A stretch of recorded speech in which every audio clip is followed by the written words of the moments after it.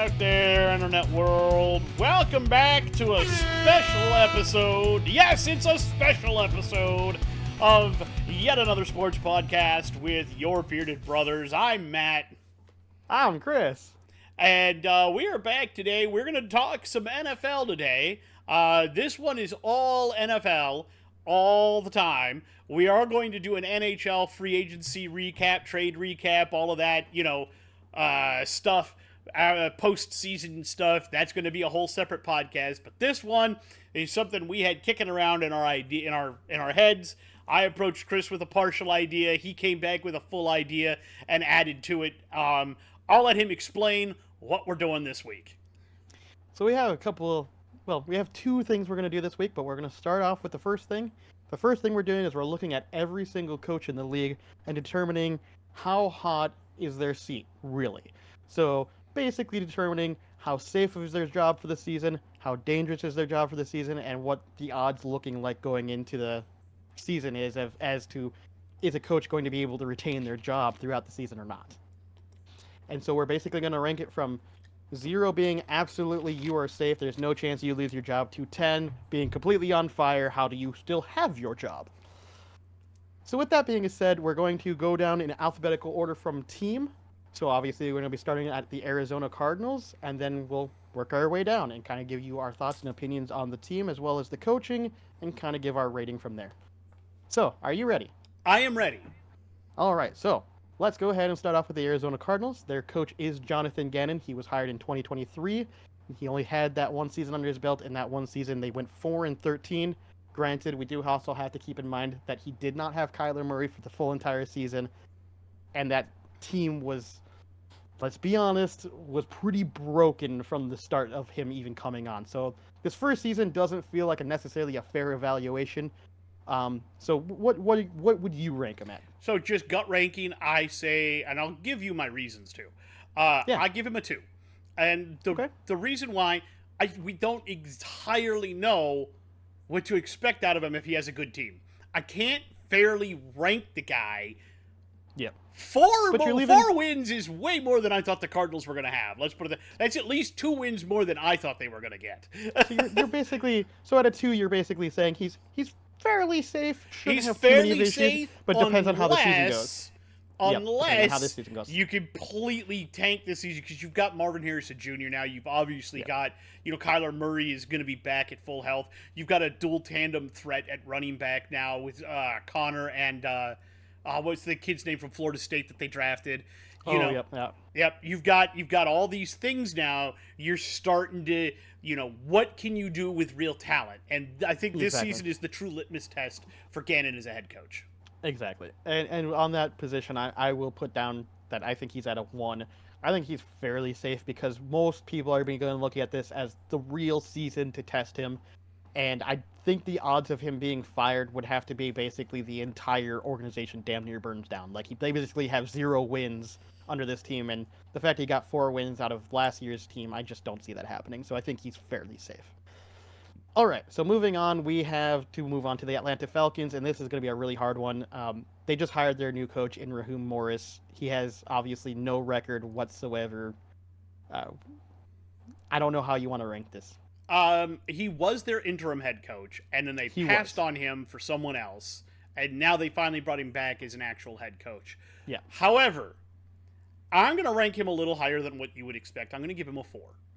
And the only reason I say that is because I look at Atlanta this year, and I think they think they're going to be able to take the division and make a playoff run.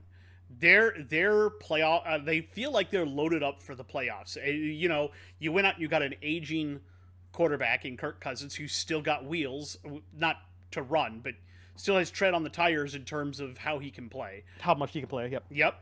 You obviously tried to load up some receivers. You've got some defense in there now. You've got a couple of running back. You got your obvious running back. You've got, you still got that massive tight end. It feels to me like they're attempting to make a push for the playoffs this year, and I think anything less than that is a disappointment. And I feel as though if they crash and burn hard, like we're talking like a 5-win team, I don't think Raheem Morris is coming back next year. I can understand that. I feel like though that this ownership tends to be more forgiving. I'm personally going to put it at a 3 because even if it doesn't necessarily work the first year, I think most people are going to be like, okay, they were just trying to get their scheme. Most people are going to be like, okay, let's give them one more season to see how things go. But that's just my personal take on how I see coaches and how I think people should see coaches. Um, but I do think he is a little warmer in the fact that I think you are right. I think they are hoping to really make a push this year, and not making even wild card might look a little bad and will put him in a little warmer of a seat than Gannon for sure. Mm-hmm. Mm-hmm. All right, now let's move on to a very decorated coach in over at Baltimore in John Harbaugh. So his winning record right now is 160 to 99 in regular season. Postseason, he's 12-10. He has won a Super Bowl, an AFC Championship. He's been to 5 AFC Championships, 11 playoff berths, 1 AP Coach of the Year. So a lot of I'm giving him a there. 0. I think his seat is I'm just gonna straight up agree with you. There, yeah. There's no chance. He's coming off a season where he took the Ravens to the AFC Championship game. Yes, should have probably went to the Super Bowl. Should have probably went to the Super Bowl. They did get beat by Kansas City, but in the end, they did go all the way to the AFC Championship game. I'm saying they're bound for that again this year. They've lost almost nothing. They lost a little bit here and there, and then they added Derrick Henry. Are you joking with me? Yeah, exactly. That's a dangerous team. I feel like, again, AFC Championship, Super Bowl, or bust. But yeah. He's got so many accolades and he's done so much that currently, unless he does a Bill Belichick and just swan dives, which I don't think is going to happen, because he was there before Lamar. He won a Super Bowl before Lamar. Before Lamar. The only way that happens, honestly, is straight up just injuries, just a billion injuries to Derrick Henry goes down, Lamar goes down. Multiple seasons in a row where he just swan dives. Oh, yeah. Like Belichick. Yeah, that's the only way they're going to get rid of him.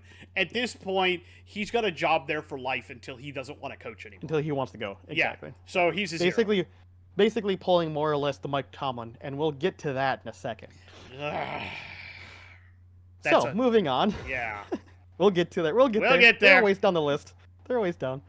Right, so let's look at, some people would argue a pretty good coach, but I have my questions. So we're going to move on to the Buffalo Bills, which is Sean McDermott. His current record right now for regular season is 73-41. Postseason is 5-6. He has 4 AFC East championships under his belt and 6 playoff berths. Where are you placing Sean McDermott? 6. Okay. I can understand it. So I don't think he's a bad coach. So a little over neutral. Yep. A little over neutral. I don't think he's a bad coach, but he's had shots. He's had lots of shots. And at what point do you say, we've got Josh Allen, we should be Super Bowl contenders, and we're not even getting to the championship games? At what point... Or in some cases, almost missing playoffs. And at what point, does almost missing playoffs, and at what point does all of this become the problem of the coach? And I think if they have a year this year, if they miss the playoffs this year, he's out. He's done. Even if they make it, but they don't advance, he's probably done. I'm not necessarily going to disagree. I'm actually placing Sean McDermott at a fucking 8. I'm a little hotter than I would place him at. I'm sick and tired of seeing such a good Buffalo Bills team continuously dive out in the playoffs or barely making playoffs now. There's got to be a point where you look at it and go, we have such a stud at quarterback, we have good defense, we have pretty good wide receivers. What is going on? Why are we not making it over this hump? And at some point, you do have to look at the coach. And I'm placing him at an 8 because honestly, I look at their division and I look at who they have to play against with, the Jets. If they miss playoffs, he's done.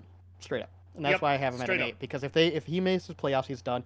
Heck, even if they make playoffs in a wild card and lose, he still might be done. I 100% agree, and I don't think he'd be the only one. I feel like the general manager would go with him.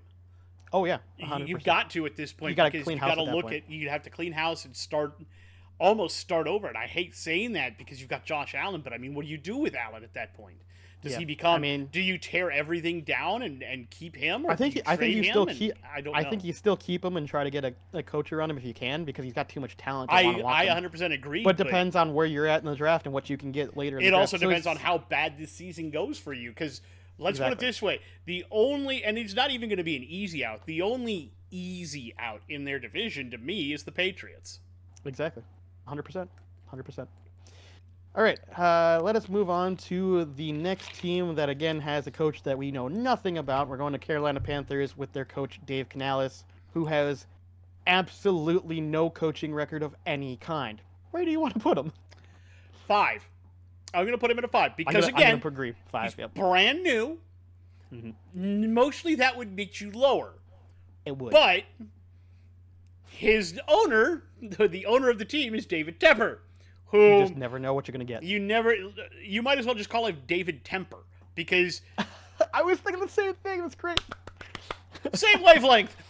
You never know what you're gonna get with He's the dude. bipolar as hell. You just don't know what Is you're he gonna gonna get. throw a temper tantrum and flip out and fire you over something dumb, or is what do you got? And he does seem to have an itchy trigger finger when it comes to firing coaches. So does. I feel like Canales, you've got, even if you're not racking up wins your first year there, I feel like the thing that you're going to be measured by, especially by Tepper, is whether or not Bryce Young looks good. Looks good, exactly. If you make Bryce Young look good, even if you're losing, that's something you might be okay.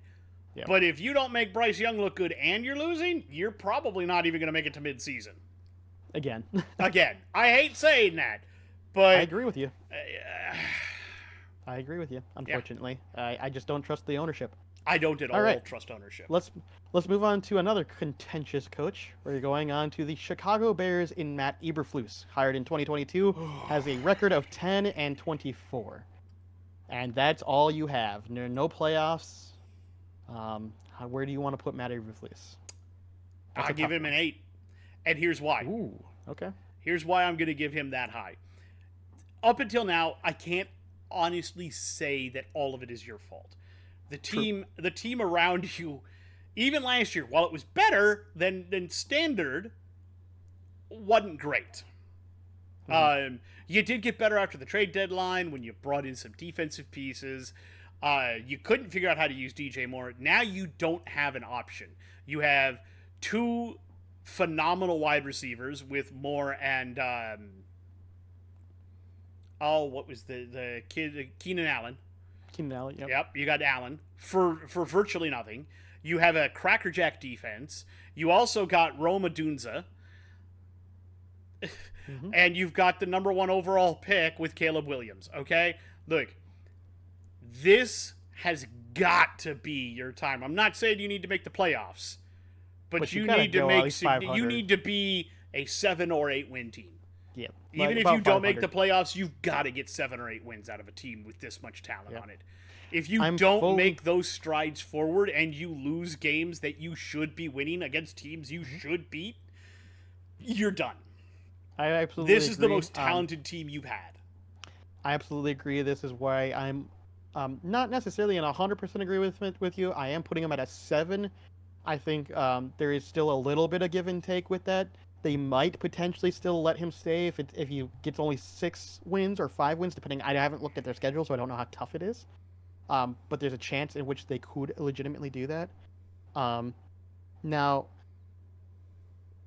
sorry, I'm gonna look at that later. Now, with that being said, I think that still puts you in a very hot seat for the next season if you do survive it. Like, you'd be pretty much at a 9 at that point. You'd be barely surviving at that point. So it is going to be very rough, but this is the season that you do need to prove that, like, okay, I can take a team that has talent and make it look good. This has to be the season for you. 100%. All right, let's go on to the next team in a more decorated coach here, which some people actually had questions about at first. Cincinnati Bengals, Zach Taylor. He was hired in 2019. He has 37 wins to 44 and has 5 wins in the playoffs versus 2. He has 1 AFC championship, 2 AFC North championships, and 2 playoff berths. Where do you want to put Zach Taylor? This is a little more tricky. I'm going to give him a 2. Okay. I don't think his seat is very hot. I think it's a little warm, and it's got nothing to do with bad seasons. He had a bad season last year, but that was, again, that's injury related. There's not much. What do you do? And even then, I think they won a lot more games than I was expecting them to after Burrow went down. That's fair.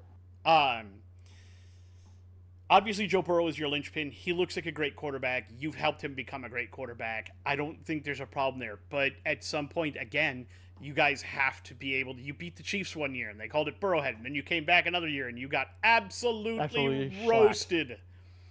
Wow. Look, you have to prove again that you can make a Super Bowl. You have to take Joe Burrow to the Super Bowl. So, I'm going to be a little contentious. I'm going to put him at a 4. I thought about it. And the reason why I'm doing this is I do have to look back at the time that he was there before Burrow and go, that was very unsuccessful. Granted, you didn't have Burrow, and I understand that you didn't have Burrow. You didn't have a quarterback, period. You basically didn't have a quarterback. But if Burrow by himself is what's going to turn this team stronger and not necessarily Zach Taylor, that's where I have questions. Like, granted, that's why I'm giving them a 4, because they did actually look good with the backup still. They still managed to win games. But man, like, I'm starting to wonder, is it Burrow or is it you?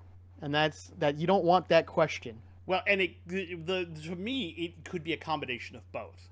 Yes. And that's just another reason why I have Brady and Belichick. Brady looked pretty good without Belichick, at least for that first season where they went to the Super Bowl. Yep. And then after that, he didn't really ever hit those heights again. He didn't really look fantastic. Like, I understand he's fucking old at that point, but yes, he was old. So for me though, and Belichick looked absolutely lost without Brady, except for that first season where Mac actually looked like he could be a professional quarterback, and then that faltered quickly. I've never seen a team. Very, very rarely do you see a team screw up that badly. I mean, usually it's the Jets that do that. Well, very rarely do you see a QB regress that badly. That's what I meant. How you screw up that development. Yeah. But yeah, that's kind of the point is, like, I don't know if it's Zach and I don't know if it's Joe. So good to move on to the next one. So Zach Taylor, mostly good, as I have some questions on. We'll see how it goes. Let's move on to the next coach, which I actually find more fascinating in a different way. The Cleveland Browns in Kevin Stefanski, who was hired in 2020. His record is 37-30, 1 playoff win to 2 losses. He has gotten 2 playoff berths and 2 AP Coach of the Year awards. Where do you want to place Kevin Stefanski? Oh, he's so infuriating. Is he, though? To me, yes. Because with Stefanski, you're either... The team is... Like, I'm going to give him a 1 right now. Okay. And reason why? I look at last season. You lost your bell cow running back. Mm-hmm. You didn't have your primo quarterback for more than half the season.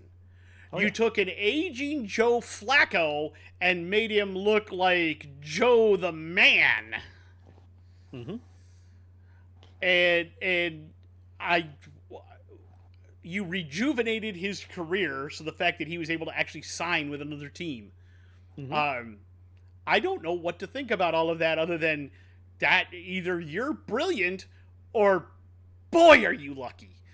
And I don't know which one it is, but still, if your luck runs out eventually, your seat's going to warm up quick. If it does not, and it's not luck and it is skill, then I could adjust that down to a 0 real quick.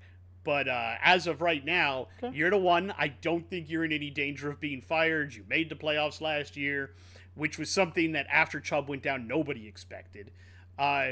You've been handed Watson. I don't think that's something you would have chosen purposefully, especially not that contract. So I think I'm going to place him at a 0, and I think he's completely safe, mostly due to the fact that remember where he came from. He was the Vikings offensive coordinator before he became the Cleveland Browns head coach, and took an offense that looked anemic as fuck and made them look good. And this is why I'm placing him at a 0. I don't think he's getting lucky.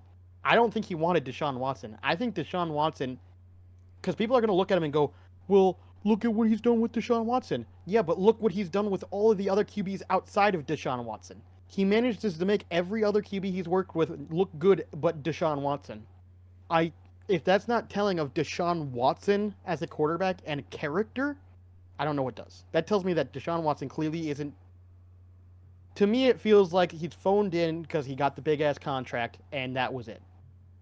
Because he does not look like Deshaun Watson at all. It looks like he got his payday, he was happy, and he's probably after his contract's done, he's bailing. I don't think anyone's gonna pick him up after this. I don't think so either. I really think don't this think was so. the last hurrah. So yeah, that's what it feels like to me too. Is that this was kind of Watson's last hurrah, and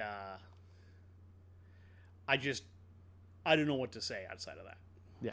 So that's my feelings on that. I think Kevin Stefanski is a great quarterbacks coach. I'm very curious to see what he does with an actual QB that wants to play for him. Yeah, the thing is, Watson should want to play for him because look at what he's done with quarterbacks who you know maybe had a bit of a damaged reputation. I mean, he made up until this last season, he made Blake look the best that he's ever looked. Exactly. I just, it's clear to me that's what I'm saying. It's clear to me that Deshaun Watson clearly doesn't care anymore.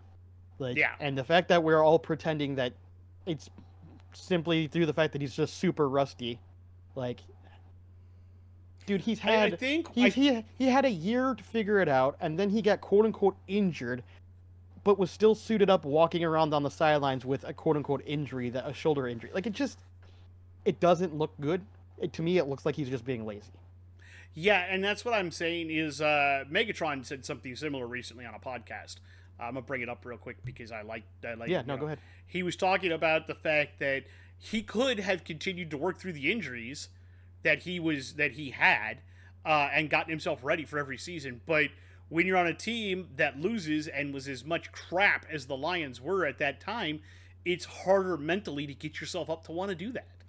And I totally agree with that. And even though the Browns are a good team, Watson himself, due to all of the flack he's gotten for everything revolving the women and everything else, and the fan backlash and everything else, he's lost his spark and doesn't care.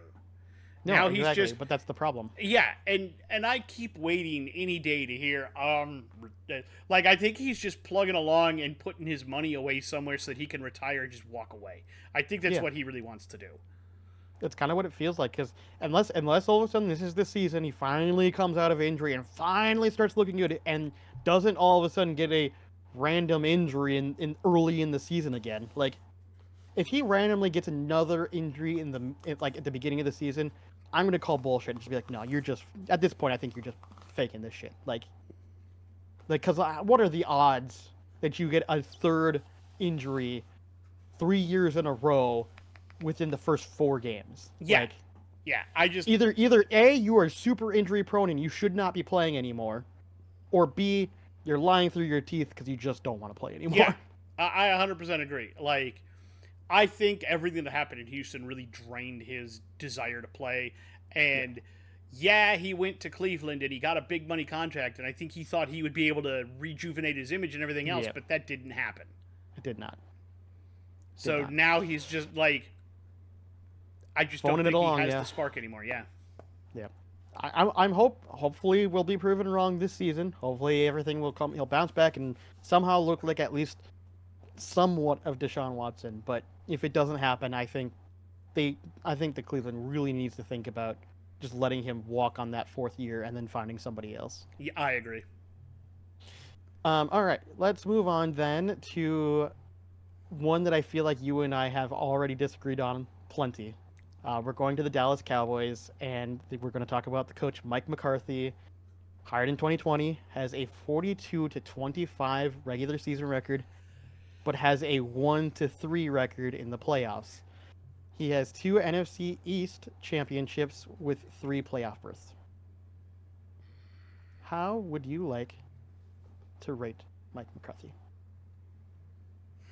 9. I'm gonna give him a 9. Wow. All right. I know I understand it. I don't agree, but I understand it. we're gonna be on opposite ends on this. I already know it. Well, not quite opposite ends, but I understand where you're coming from. And to me, it's because so he's an infuriating coach because he does get his team to play very, very well in the regular season. But even in the regular season, when you look at some of the losses, they're against teams you should beat. Like True.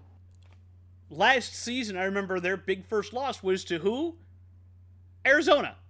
They got beat. They were the right. first win for the Cardinals. They got beat by Arizona. Granted, you can argue that they did what a lot of teams tend to do, which is they got going really hard and then looked at Arizona and went and didn't try as hard and got found out very fast. Was it like week 2 or 3 though? Was it week 2? I thought it was like week 4. Ooh, nice. Sorry, something else totally. That's for the NHL news. That's for next podcast. Gotcha. Anyway, hold on. I will look because I am. So I thought it was more like week 4 or 5 that they played Arizona, but I might be misremembering that. I want to say probably like am because my memory's not great. Yeah, I was gonna say my memory's not great, so I don't rely on my long-term memory that well. Short-term, pretty good. Long-term, dog shit. Week 3. Week 3, yeah. Week 3, yeah, because week 1 they played Cowboys, played the Giants 140-0. Then they played the Jets 30-10, and then they lost to the Cardinals 28-16. Yeah, but then they went to smack the Patriots after that.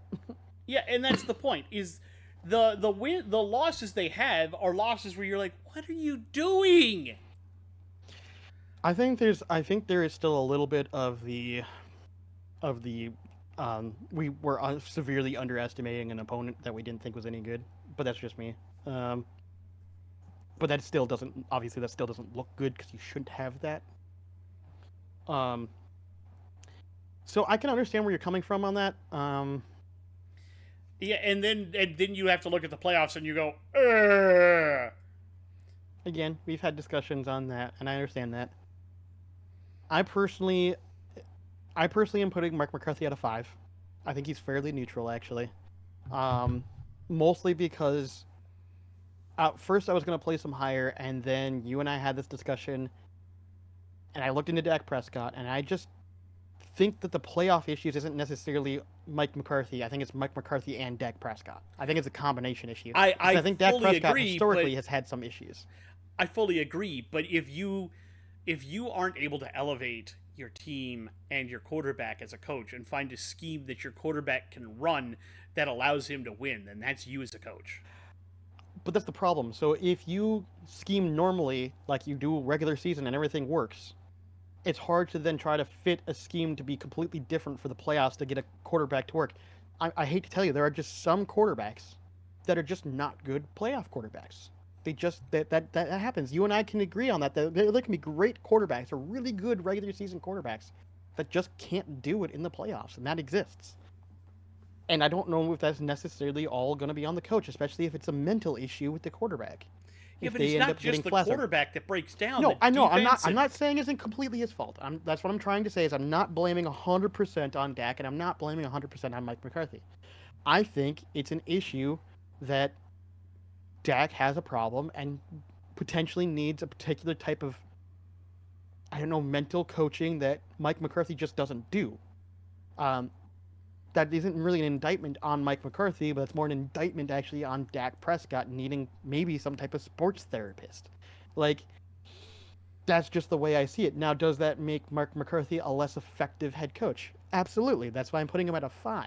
I think if he has a really good regular season again and manages to make playoffs and actually win a playoff game this season, I think they're fine. But if they don't win a playoff game again, then we're starting to go into this could be a hot seat territory for Jerry, because we know that he didn't get an extension. Mike McCarthy didn't get his extension. And we know Jerry Jones is looking at it from the perspective of we need to push beyond this point. So that's why I'm putting him neutral. It's going to depend really how the season goes. Yeah, and I put him up higher. I will point out that to me it is the fact that Bill Belichick is available as a head coach. Jerry understand likes that. Bill. It's a big name splash. He didn't do it because he didn't want. Jerry doesn't like to have to pay more than he has to. That's a Jerry Jones thing. And firing McCarthy means that I still have to pay him for a year he's not doing anything for me. That's And kind I of, also have to then pay Belichick. Yeah. and then I have to pay Belichick on top of that. That doesn't make sense to him. So letting him walk after this year, if he doesn't do well, or if he doesn't do well in the playoffs, is totally him. The one thing that we can all agree on that we know Jerry Jones wants before he passes on, because he isn't getting younger, he wants another Super Bowl victory. He wants one more Super Bowl. One more to prove that he can do it without. Because the only other guy, he's the GM. He doesn't need anyone else. He doesn't need Jim. Jim. He doesn't need Jim Johnson. He doesn't need that. It's all him. It's got to be an ego trip for him a little bit. And at this point, he's forgiven everything with Jim. He's done everything else that he's supposed to. He's trying he still to wants that last. He still wants that last Super Bowl trophy though. And I think with Belichick and Vrabel both being available, and McCarthy is, I can let that contract run out and I don't have to re-sign him.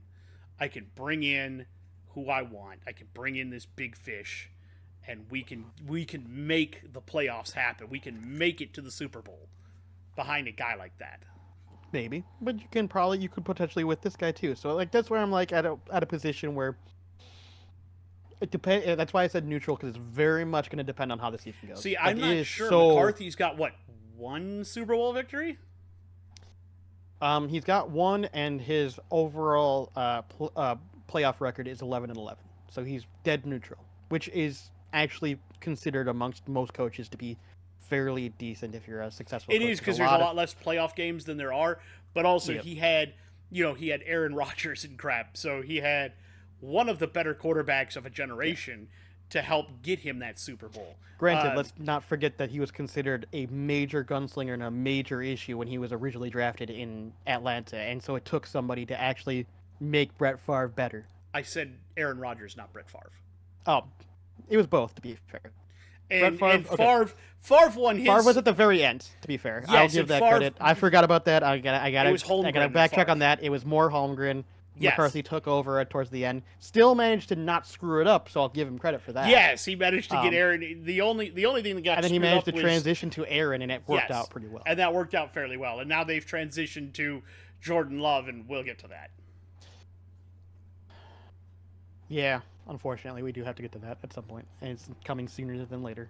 But I look at Mike McCarthy as a fairly successful coach who had, granted, a lot of talent to work with, and I think we can still agree a lot of talent to work with. So how much is it talent versus how much is it him figuring out how to fit the talent? Whenever you have this discussion, it makes it hard. But if I just look at it objectively as best as possible, I just have to say that he's just dead neutral. That Jerry Jones is looking at it probably even a dead neutral, which is why he didn't sign him again. And he basically went, prove it to me. See, this is the prove it that's year. why I think it makes his seat hotter, but that's just me, is because dead neutral isn't good enough for Jerry. I get that, but that's the way I'm seeing Jerry look at it. Is I think Jerry sees it even as a dead neutral of prove to me that you deserve another contract. I'm coming that would be Jerry's but that's just me. Thing. But I mean, what does he have to do to deserve that, and what is going to be the ultimate? And that's decider? the question. And I think that's the question, and that's why I said I think it's going to be you've got to make a deep playoff run, maybe even try to make a Super Bowl for him to want to keep you around. And if you don't do that, then I think you're gone. Because I think potentially at this point, Dak's not getting younger. You've got the team around you now. What do you do? Something with it. I get it. I understand where you're coming from. I just don't think it's quite that hot. But like I said, this is one of those things where we're going to disagree. But I fully understand where you're coming from. And I understand where you're coming from too. I disagree. Different opinion on it. Yep. All right. Let's move on to another interesting coach that we have our own feelings on.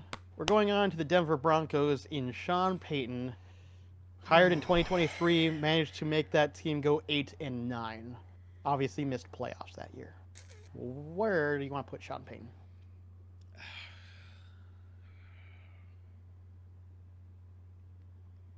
That's tough. I'll tell you why it's tough first before I rank him. And it's because the people that own that team is Walmart. Yeah. That's true. They've got so much money at this point that I don't think that firing a head coach and having to pay him out for the rest of his contract, that's nothing to them. That's nothing to them. Yeah. So they absolutely could. And it's not even going to, like, they bought out Russell Wilson. Yeah. Just flat said, there you go. We don't want you. Get out.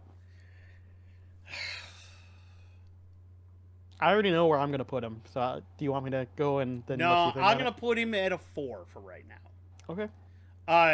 He's on the lower end. I still feel like, because here's my feeling. I don't think he really wanted Russell. Especially not with all the privileges that Russell had when he came into Denver and wanted to walk around like he was king of the yard. Look at my giant schlong, yeah. Yeah, and I think that rubbed Sean the wrong way. There was definitely friction between the two of them. Now he's gone out. He drafted Bo Nix. That's almost like a hand-picked quarterback that he wanted. Reminds you a lot of Drew Brees. I feel like the development of Bo Nix and how he looks this season and how he progresses is really going to determine what happens to Sean Payton. I'm in full agreement. This is actually why I'm putting Sean Payton at a 5. I'm putting him at a dead neutral, basically. I almost did that, himself. but I put him just under neutral because he's got the pedigree. He's got the pedigree, but here's my issue, and this is why I put him at a 5. 1, he ran his mouth when he shouldn't have. That was really fucking stupid. Like, I'm never letting that go. That was really dumb. 2, come on, guys. We all know that he was involved with that Saints scandal. We can pretend he wasn't, but we know he was. That concerns me for shadiness, especially considering the fact we had more of that shadiness pop in this last season. Let's not forget about that. And then number 3, he was brought in specifically to reform Russell Wilson. They even said it several times that he's coming in, he's going to fix Russell. He even said it several times in interviews early on. Yeah, I'm coming in, and we're really looking at Russell, and I think we're going to be able to make this work. And then it didn't. And then all of a sudden, towards the end of the season, I didn't actually really like Russell that much. I didn't really like him that much, and we're going to go get my other guy, Bill Nix. Like, you see what I'm saying? It's just too much of... You say one thing, both sides of your mouth. Yeah, you're saying one thing, but you're doing something else. And here's what I'll say about Russell in that debacle. You can say you're going to fix him all you want, but first, Russell has to want to be fixed. He has to think there's a problem. I agree with that. So you've got to put some of that on him too, which I think absolutely. I think that's why I'm only putting. Yeah, that's why I'm only putting Peyton at a 5, because it's very clear that there was a lot more issues with attitudes amongst themselves. But I don't like what Sean Payton came out saying right off the bat, trying to bury coaches. I don't like the play style of his defenses because they play far more aggressively than they should, and it looks almost headhuntery at times. And I have concerns with that going forward. Now, granted, we know that Denver Broncos got talked to by the league for that already. And so I imagine Sean Payton, if he's intelligent, is going to try to walk that back as best as possible. Mm-hmm. But, so if I were to rate him as personally on if I like him as a coach, I think he's a kind of shitty coach. But not because his performance is bad. I think just as a person, he comes across as kind of a shitty person sometimes. But that doesn't mean that he isn't a good coach, and we know that Bo Nix does quite frankly fit the mold of type of quarterback he likes. So he's at a 5. It's very much going to determine on that pedigree. He's a good coach, but a very shitty human being. Yes. And so I'm putting him at a 5. I'm simply I'm in agreement with you where Bo Nix is going to be his make it or break it. If Bo Nix looks like absolute dog shit this season, I think he's done. If Bo Nix actually progresses even at all and looks pretty decent, he'll probably stick around. I agree. 100%. All right, let's move on to one of our favorite coaches on this list, Detroit Lions' Dan Campbell. 0. 2021 was hired. His regular season is 24-26, so it doesn't look as good, but he did have 2 playoff wins to 1, has won 1 NFC North championship and only 1 playoff berth. Obviously, you're putting out a 0. I'm putting out a 0. Listen, regardless of the fact that the regular season doesn't look as good, there's one thing I think you and I can agree on. He's a player's coach. Players fucking love this dude, and you do not remove a player's coach from your locker room when the locker room's behind him, because that's how you lose your locker room. Yes. So I think we can. I think we're in I agreement. mean, he'd have to lose the locker room, or they'd have to lose a ridiculous amount of games, Yeah. in order for him to get fired. And I don't think that's going to happen. I think No. I'm a huge Dan Campbell fan. Love the guy. Absolutely. I think he's a fantastic. Bite them coach. kneecaps. Bite the kneecaps. Take that. They were literally like 3 plays away from the Super Bowl. Oh yeah. Which would be the first time the Lions have ever gone to a Super Bowl. I believe that is the furthest the Lions have ever gone in the playoffs. It is. It is. And the fact that people are talking about them as a Super Bowl contender this year tells you everything you need to know about Dan Campbell. Look, I think his seat is so ice cold, I don't know how it gets colder. Unless you dip it in liquid nitrogen. Yeah, he's so safe, it's not even funny. Yeah. All right, I think we can move on from that one since we're all in agreement. Mega safe. Mega safe. And let's move on to another contentious coach, in my opinion, but that's just my opinion. Green Bay Packers, Matt LaFleur, hired in 2019, has a winning record at 56-27, 3 playoff wins to 4, has 3 NFC North championships with 4 playoff berths. Mind I remind you, as much as you want to give credit to, you want to bash on Mike McCarthy for having Aaron Rodgers, don't forget Matt LaFleur had mostly Aaron Rodgers as well. Yeah. Now, how would you like to rate Matt LaFleur? LaFleur? He has not actually made a Super Bowl. No. How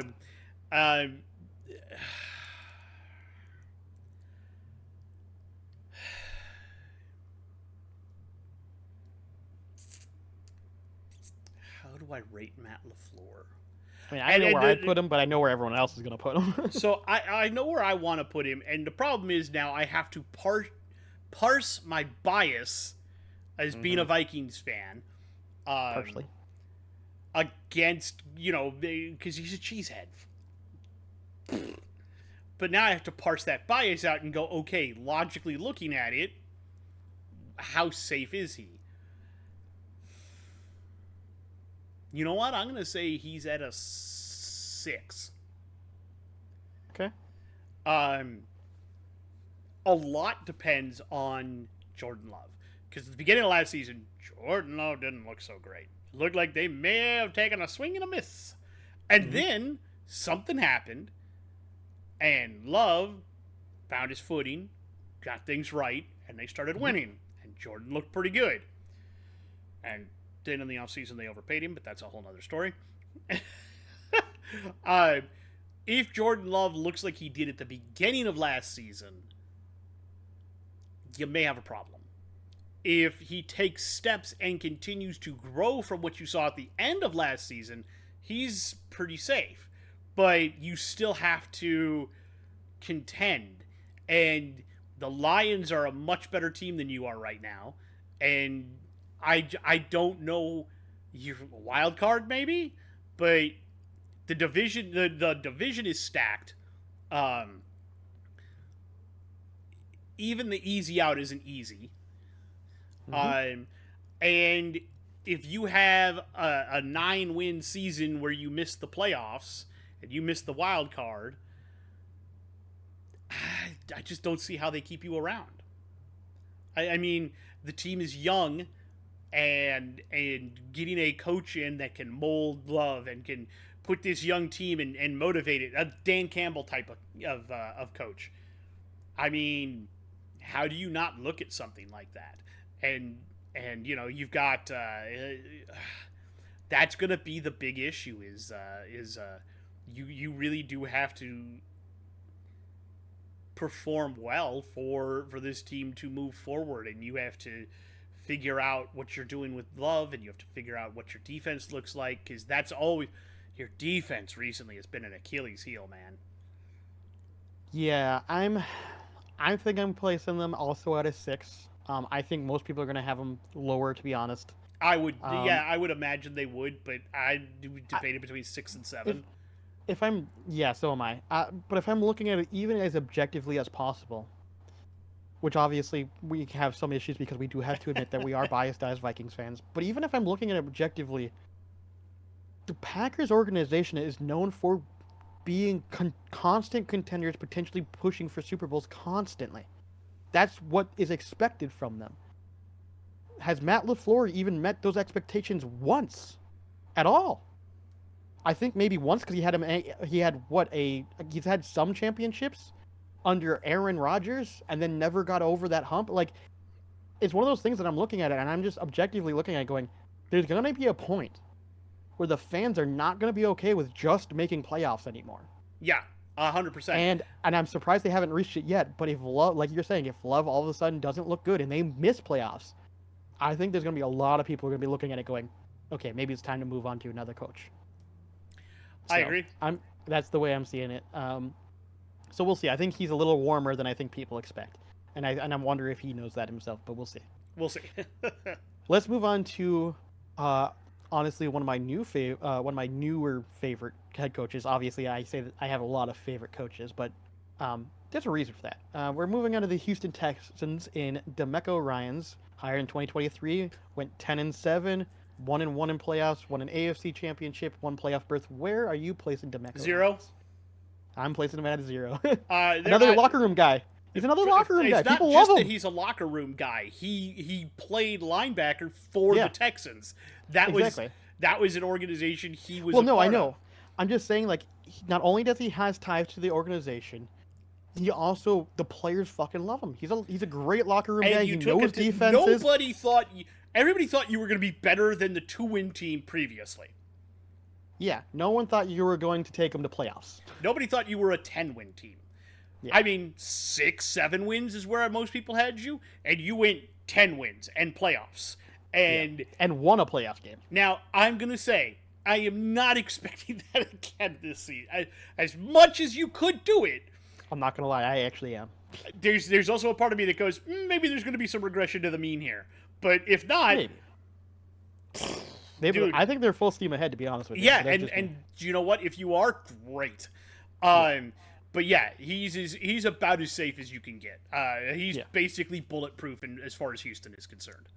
Yeah, especially compared to what they've had to deal with over the last couple of coaches. Look, I think everyone's just looking at DeMeco Ryans as like the new saving grace of the Texans, to be honest with you. Look, I'm gonna be straight honest. Bill O'Brien, the coach, pretty fucking not a bad coach. Pretty fucking good. Bill O'Brien, the general manager. Oh. Never let that boy touch a GM in his life ever again. Oh, Jesus, he sucks. He's terrible at player management, clearly. Clearly. Anyway. Yeah. So, I think we're good with that. Let's move on to an interesting coach, in my opinion. We're going on to the Indianapolis Colts in Shane Steichen, hired in 2023, went 9-8. Obviously, didn't have his main starter for most of the season, but we also never got to really see what Shane Steichen can even do at all. So, where do you want to put Shane? I'm also going to put him. I'm going to surprise people. He's a 0. I actually agree. He's one of the few hires that, even though he didn't have a great season, well, actually, here's the thing. He went 9-8. He very easily could have taken that spot 10-7 and made the playoffs. That's what I'm saying. That's why I said wasn't a great team, but was definitely far better than people expected, especially considering the fact he lost his. And considering that he lost Richardson early on in the season, who looked good, by the way, and he didn't have Jonathan Taylor for most of it. For most of the season, and he was working with Zach Moss, I think. Yeah. For a lot of the season. And Gardner Minshew, and he made him look good. I like what Shane Steichen has done. I can't wait to see what he does with a healthy Anthony Richardson finally. Oh, 100%. And, they re-signed Pittman, which is great. They've got some great young talent on that team. I'm excited to see what they do next. Absolutely. I don't think Jonathan Taylor wants out of that team anymore. Not at all. I think he's very happy. I think so, too. I think even though we didn't see a lot of what Shane can do, I think we saw enough of what he can do with lesser parts. So I'm very interested to see what he does with all of his parts moving 100%. 100%. I think the Colts will be a far more dangerous team than people are probably expecting. 100%. Now let's move on to an interesting head coach over in Jacksonville, in Doug Peterson, hired 2022. Has an 18-16 record, playoff 1-1, has only one AFC South championship with one playoff berth under his belt at Jacksonville. Obviously, we know he had more success over in Philly. So, where do you want to put Doug Peterson? You know what? I'm going to put him at a 5. Okay. I'm gonna put him at a 5 because That's higher than I was expecting, but okay. here's why. First season, started crap, got better, made the playoffs. Second season, started decently, turned to crap. Granted, we do know that Trevor Lawrence was playing on an injury apparently during that time when he shouldn't have been. The whole point being is that you guys didn't look so great. Yeah. And so which one are you?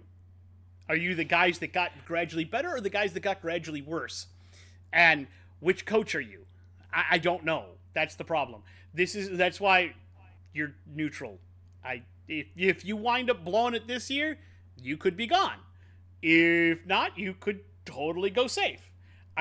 This feels like the most neutral coach that I can think of.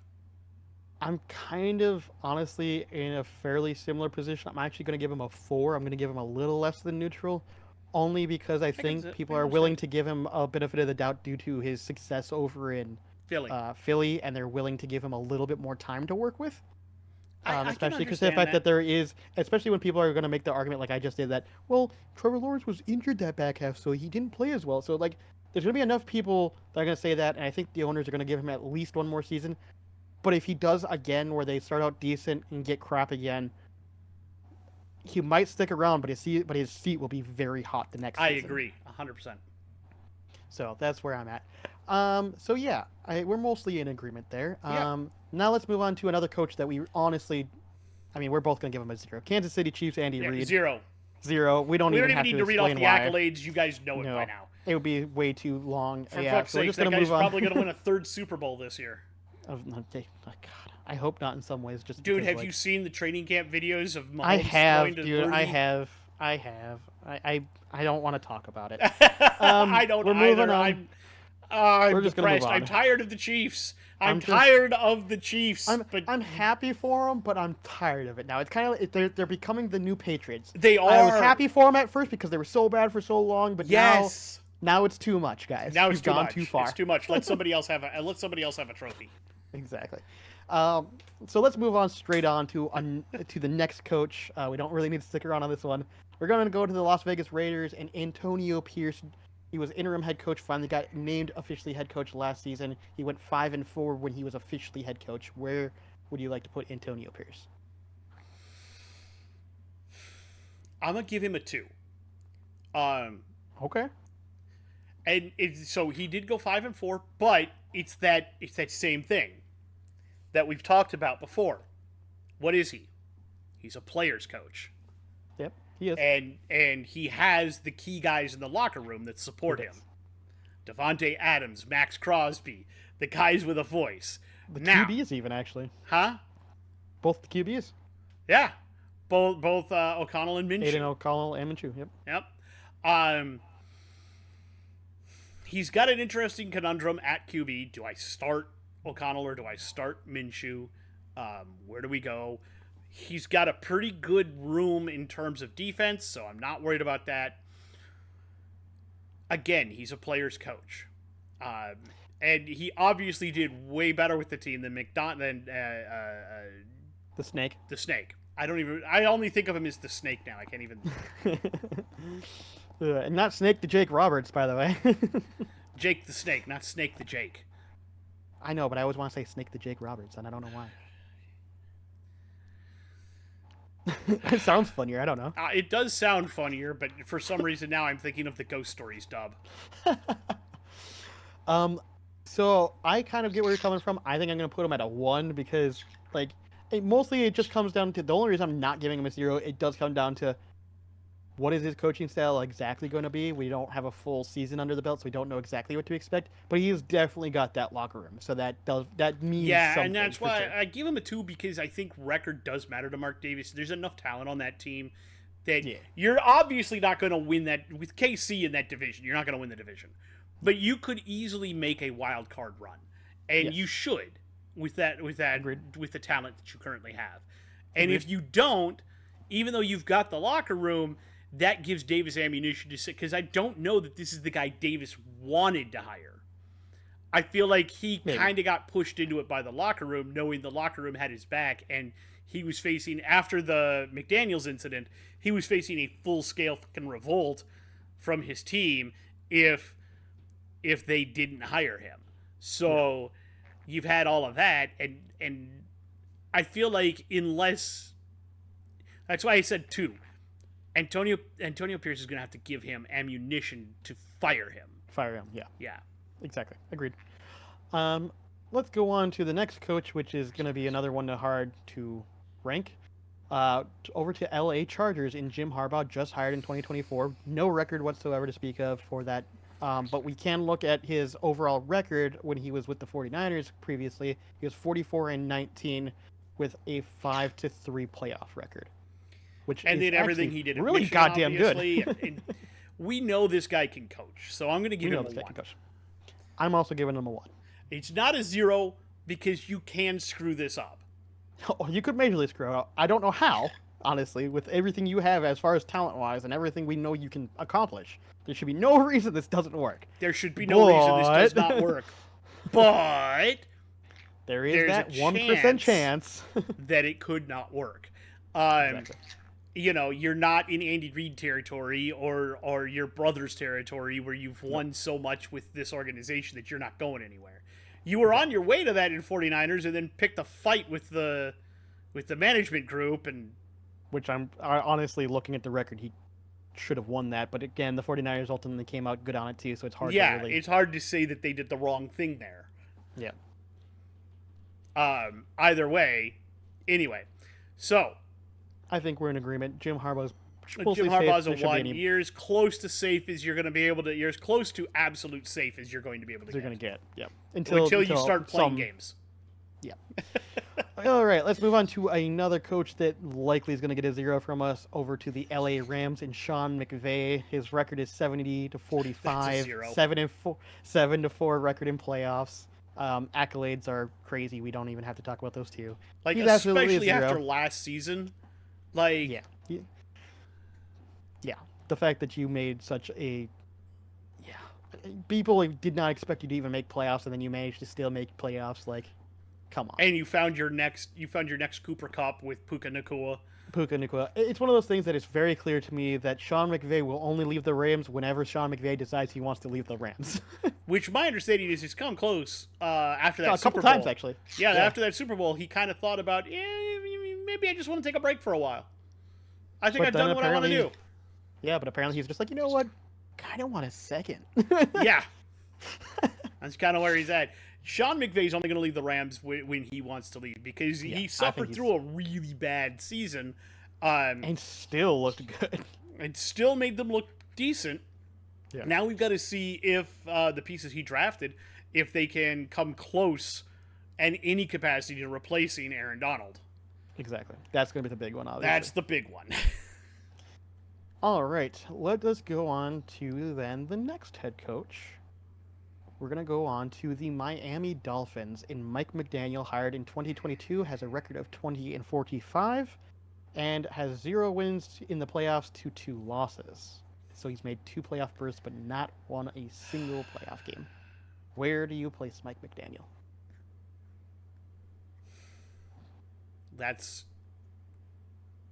This one's actually a little tougher for me too. I've flip-flopped a lot on this. I have flip-flopped a lot on this to where I want to put him. And it's not because he's a bad coach. I think he's a really good coach. And I think he's also kind of a player's coach. He seems to have the locker room. Like him. Yeah. Unfortunately, the playoff results aren't coming in, and with that roster, they really should be. They really should be, especially, Granted, injuries like crazy all the time for some reason, but still. So I'm going to give you a 6. Okay. And the only reason that I'm there, I could go higher because again, playoff victories matter. You haven't won one, but you've had really good teams, and especially now with the receivers that you have, and now you've got Achon, and you've got everybody else that's there, and you've got the Cheetah, and you've got all of this stuff. You should be able to win playoff games. You should be a Super Bowl contender. You should be going toe-to-toe with the Chiefs. And the last time you went toe-to-toe with the Chiefs, they slammed the crap out of you. Granted, you went from a tropical climate to the Arctic. Basically, yeah, it was super cold. But still, it looked bad. You really need to be like in contention for your division every year, and you need to be winning playoff games. Yep. And the fact that the team around you is that good and you're not, it's kind of a weird indictment on you. Yeah, I'm placing Mike McDaniel at a 5. I think he's pretty neutral. I think there's enough you can look at to go, yeah, he dealt with some injuries, especially with like Tua constantly getting hurt. You had Tyreek constantly getting hurt. You had Waddle constantly getting hurt. You had Achane go down for a bit. Like, there was so many injuries that it's hard to necessarily put 100% on Mike McDaniel. And the other reason that I think I put him at a 5 is because he has that locker room. I think it's too early to let him go now. But if he has a bad season or doesn't make playoffs and doesn't win another playoff game, and there is no injuries that people can point at, I think his seat's going to get pretty hot. But I think he's probably mostly safe this season, to be honest. I agree. Let's move on to another head coach that you and I are going to say safe that others have not been saying is safe, which I think is ridiculous. We're going to the Minnesota Vikings, and Kevin O'Connell, hired in 2022, has a 20-14 record and 0 wins to 1 loss in the playoffs. Has 1 NFC North championship. Where do you want to place Kevin O'Connell? Obviously, we have to be objective, but yeah, that's why I'm debating: is he a 3 or is he a 4? That's fair. That's kind of where I'm at too. I'm gonna go with 4. Okay, I'll do the opposite. I'll do a 3. I'll let you explain yourself. I'll let you explain yourself, and then I'll explain myself. So he was really. I felt like him and Adolfo Mense especially were pretty in on Cousins for a while there, despite the overwhelming evidence of Cousins' flaws. Yes. And they could not overcome those flaws. No. Now that's not a true indictment on them. It's more of, I think you stuck there longer than you should have, and you wasted more money there than you should have. But there wasn't really a great option there wasn't outside really a of good that. succession plan outside. Yeah. What are you really gonna do? Yeah. Okay, I get it. I'm not too pissed. Right. I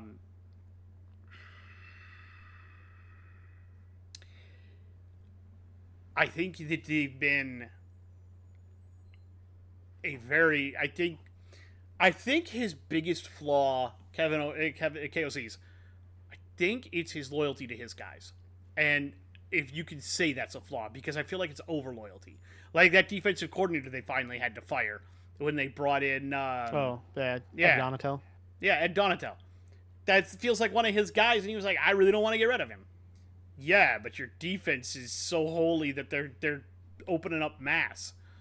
Granted, they did fire him at the end of that first season and brought in Brian Flores, which was an amazing hire. Which, again... And we managed to keep around, too. Yeah. Very smart. Good hire. Way to go. Good job. I think that he's a good offensive schemer, and I don't think his disappointment for last season can be blamed on him.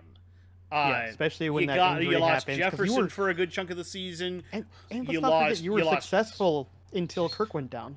And even then, you were partially successful with the Pastronaut carousel. With the Pastronaut for a couple of games, and then and then he got found out too. Yeah, he got found out. And I get it, but I don't think he's anywhere close to getting fired. No, but I guess the question that people are having now is: are you the guy from the first season, or are you the guy from the second season, or are you somewhere in between?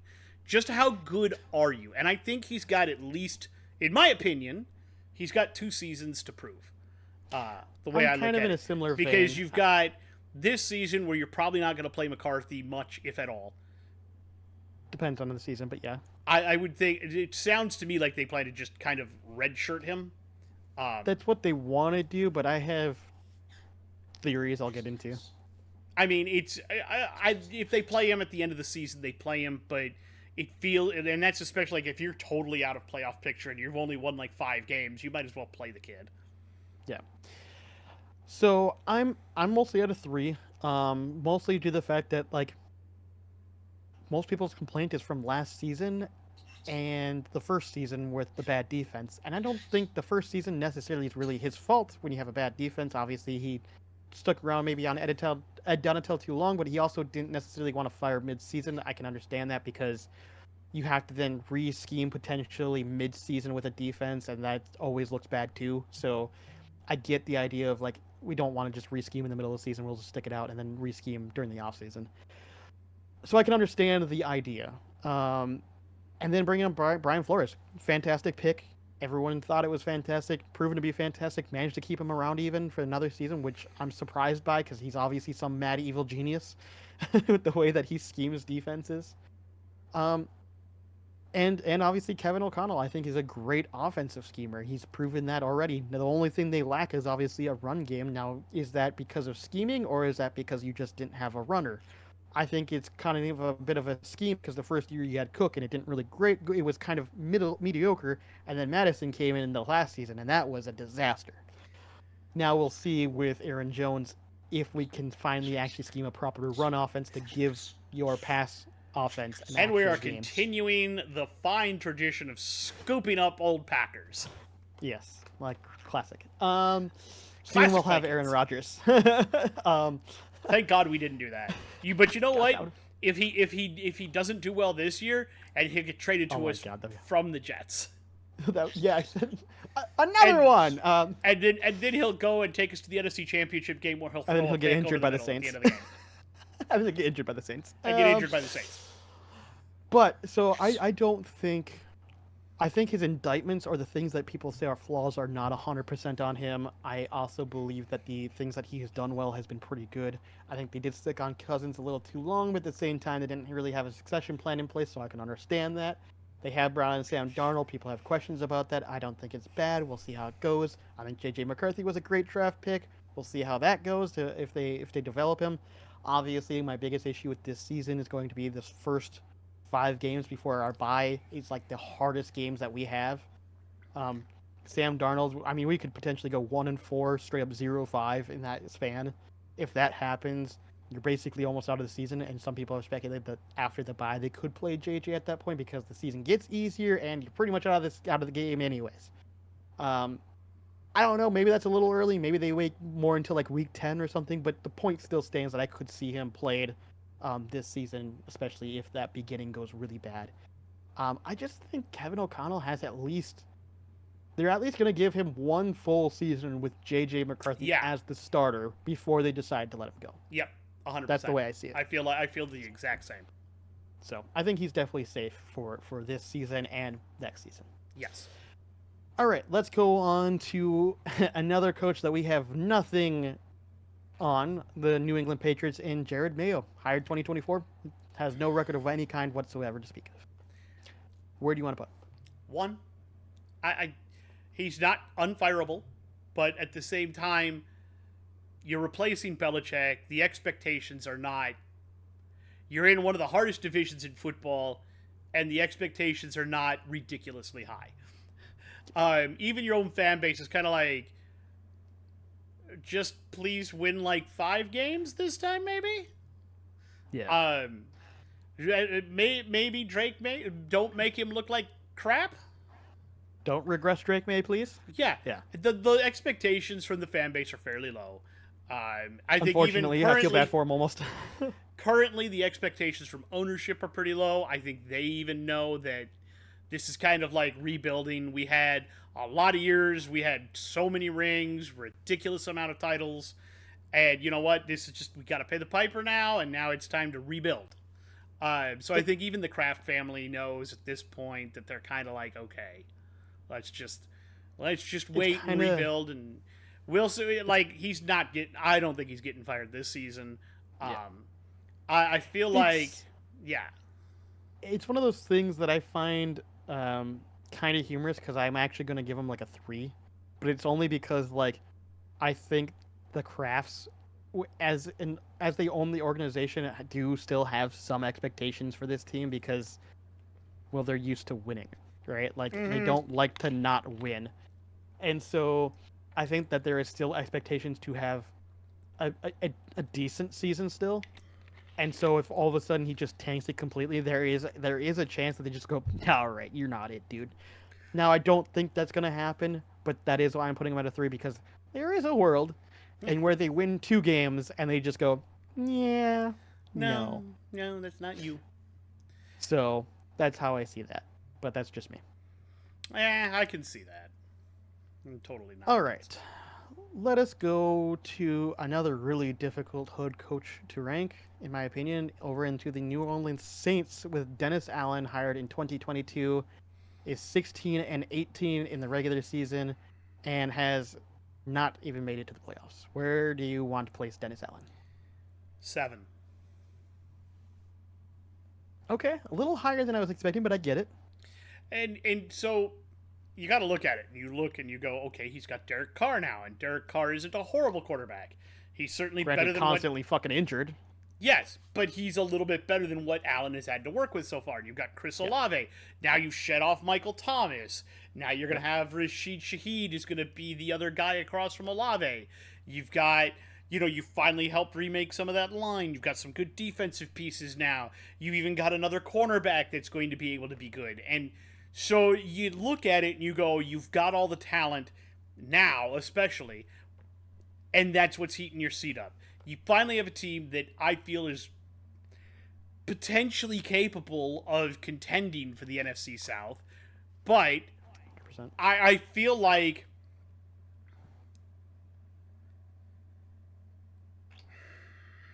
they don't have they have the body of maybe a Mustang, nothing too flashy, but they put a four banger in it for the coach.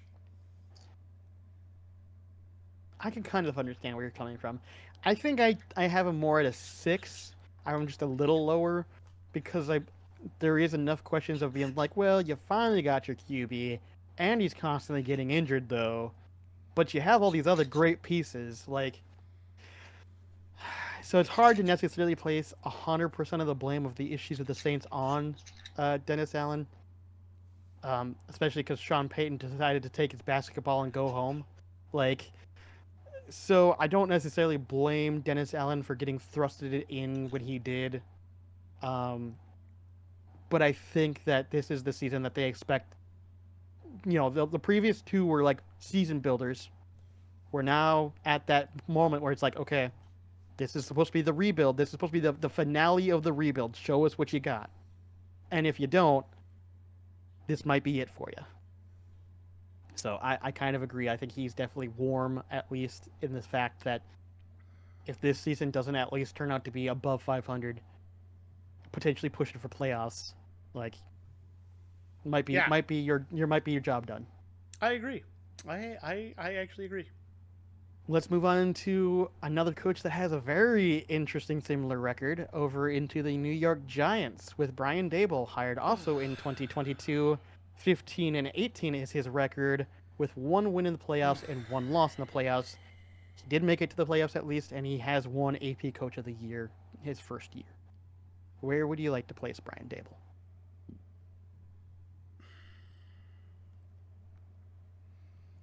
I'm gonna put him at neutral 5. Okay. Um, he did lose his quarterback last year. Um, Quarterback. Cause Let's just call him Daniel Jones for now. I will say Daniel Jones looked pretty good at the end of that first season. Like he looked True. competent finally. And so you're expecting him to take the step this season, and then that didn't happen. And then he got And injured. because you brought in Darren Waller and a plethora of receivers, but none of those were an alpha dog receiver. Darren Outside Waller of was supposed to be, maybe but Darren unfortunately Waller but just constantly got injured. constantly hurt all the time. Yeah. You never had a guy like what they have now, obviously. Yeah. Draft him and away we go, hopefully. Yep. But Over in Malik, or not Malik, Neighbors. Sorry. yeah, it is Malik Neighbors. They got Neighbors, right? Is it Malik Neighbors? It is Malik Neighbors, I believe. Okay. But the point is Jones too damaged goods now to hit neighbors consistently and make it look good. Look, we know he's fast. He's got some great wheels. Oh yeah, he can move. He can move. Can he throw? And this is really going to be the litmus test for if they made a mistake extending Jones. Again, I feel like QB is important, and I don't know that there were better options available for them when they... Not with the money they had now. Yeah, for Jones, I don't think you were going to find anything else. And I mean, the draft that they would have had after that, they were too low to get a good QB. So, you didn't really have another good option, unfortunately. If you had stunk that season and like Dable came in and the season just you could have let Jones walk and drafted a new quarterback, and you could have used that money to hopefully extend Saquon. And then he wouldn't be an Eagle right now. 100%. I'm in full agreement with everything you said, except for I'm giving Brian Dable a 6 because he's in New York, and we know how those big cities like to eat up their coaches and chew them, spit them out. So I think that there is a little bit of added pressure due to the fact that he is in New York, and I think that is why he's at a 6. But otherwise, I would say objectively he should be technically neutral, but due to the location he's at, he's unfortunately going to be at a 6. I can see what you're saying with that, yeah. All right, moving on to the next New York team over in the Jets with Robert Saleh, hired in 2021, total record 18-33, has not been to the playoffs. Where are you placing Robert Saleh? See, this is difficult for me. He's definitely not safe. No. He should be, because he got brought in and had to deal with Zach Wilson, who wasn't great. Then he thought he was finally going to get it when they got him Aaron Rodgers. And he lasted all of 5 plays, 10 plays. Like 4 or 5 snaps, yeah. Yeah. And just, so what do you got? This is supposed to be the year. But last year was supposed to be the year. Yeah, exactly. Now, how many this is supposed to be the years are you going to give him? That he did fairly well, at least at first, after Rodgers went down. And he's got great defenses. So the Jets' defense ain't nothing to F with. No. In fact, they probably potentially might be the best defense in the league right now, to be completely honest. I 100% agree. But that doesn't matter if you can't score. Even if you only allow a field goal, but you can't score. So exactly. How much of it is on him and how much of it is just injuries and bad previous draft picks from the previous regime that he has to deal with. So I'm going to do the same thing you did. I'm going to put him at a 6 because it's New York. He should technically be neutral, maybe even a little below neutral, but it's New York. It's the Jets. If Rodgers is healthy all season and they still don't do well and make a playoff spot, he's gone. 100%. There's no chance he survives. Yeah, I'm going to do something a little weird. Because I've always been kind of whenever we've talked about Robert Saleh, I've always defended him. But I'm not going to put him at an 8. And the main reason for that just comes down to the fact that I think he is a great coach. I don't think it's fair that he is going to get potentially fired based on the last regime. But I also have to look at it the fact that it is New York, and that's exactly what they'll do. If this season doesn't work, he is absolutely fired. Oh, 100%. There's no questions. But right Heck, now... if they don't even make playoffs, they're fired. And that's why I think his seat's hot, because he knows that this team has to make playoffs. There is no other option. So, and I don't think that's fair for him. I don't think it's fair that his seat's that hot, but objectively speaking, I think looking at it as the facts are right, as it is, I think his seat will be hot. And it's not fair, but it is the way it is. All right. All right, let's go down to another interesting team, actually, in some ways. I'll be curious to see what you say on this one. We're going to the Philadelphia Eagles in Nick Sirianni, hired in 2021. Record is 34-17. His playoff record is 2-3. He has won 1 NFC championship, 1 NFC East championship, and 3 playoff berths. Where would you like to place Nick Sirianni? Oh, that's so hard. I know, like if they didn't have that absolute disaster of a season at the end last year, I'd be like, yeah, he's pretty safe. But now it's like, shit. I'm gonna put him at a 5, neutral. We're gonna find out how much was Sirianni or not Sirianni, Steichen Yes, and yeah. Gannon. Oh, Steichen, yeah. How much was Steichen and Gannon that year when they almost reached Oh, that's right. I forgot that about that. Super You're Bowl right. year? Because both those It's guys were his funny to think about that coordinators. they're head coaches now and they were his coordinators. Yeah, I Yep, and completely they're forgot both about head that. coaches now, and they Uh-huh. dumped both the coordinators last year, and now they've brought in new Uh-huh. coordinators. So how much is Sirianni? How much was Steichen and Gannon? And who's actually the person behind all of it? Yep. Um, it was one of those interesting things, and we're gonna have to find out the hard way, I You suppose. know what? I completely forgot that his coordinators just went straight up into being head coaches and have been arguably successful as head coaches as well, or Exactly. potentially. So you know what? I'm also going to play Sirianni at a 5. I originally was going to drop him below that, but you know what? That does bring into question: is it Sirianni or did he just have really good coordinators? And know how to listen to people and incorporate their ideas into his game plan. Yeah, yeah. Some people need that, and you know what? I And you know what? don't That's think. not a bad coaching to No, have, I but you think do that's need a to be able. very. That's a But if you're going coach. to be that coach, you have to be able to pick good coordinators. And last season, clearly he did Clearly, not. you did not. So yeah, I no, will that's a say very they've fantastic question. patched up that defense, which was a problem. Um, Yes. and they didn't look as good, but now No, you've got a different problem, and that's you've got to replace a generational center on your offensive line. that's gonna be hard. Granted, they did bring in Saquon Barkley for a really good running back who can run through just There about was anything. there was jokes going around as soon as that happened of like maybe you should unretire so you can block for him. Yeah, right, exactly. Yeah. So yeah, I'm that does bring into question a little bit. Yeah, it'll be interesting to see how this season goes. I think he is going to be dead neutral, but if they start having another slider of a season, a lot of people are going to start asking questions and going, "Is it you, or is it other things?" Yep. I think He'll that's probably going to be be the he'll question. probably ultimately be safe this season, but if they have another stinker, it's definitely going to be hot next season, I think. Oh, absolutely. All right, we're finally on talking about a guy that's going to be really, really hard to rank, I think, in our opinions. We're going to the Pittsburgh Steelers and Mike Tomlin. He's been there since 2007. His record's 173 to 100. He has an 8-10 playoff record, and his accolades are hard to not ignore. 1 Super Bowl, 2 AFC championships, 7 AFC North championships, 11 playoff berths. Where are you going to place Mike Tomlin? It's so hard. Because no matter what you say, you're going to piss somebody off.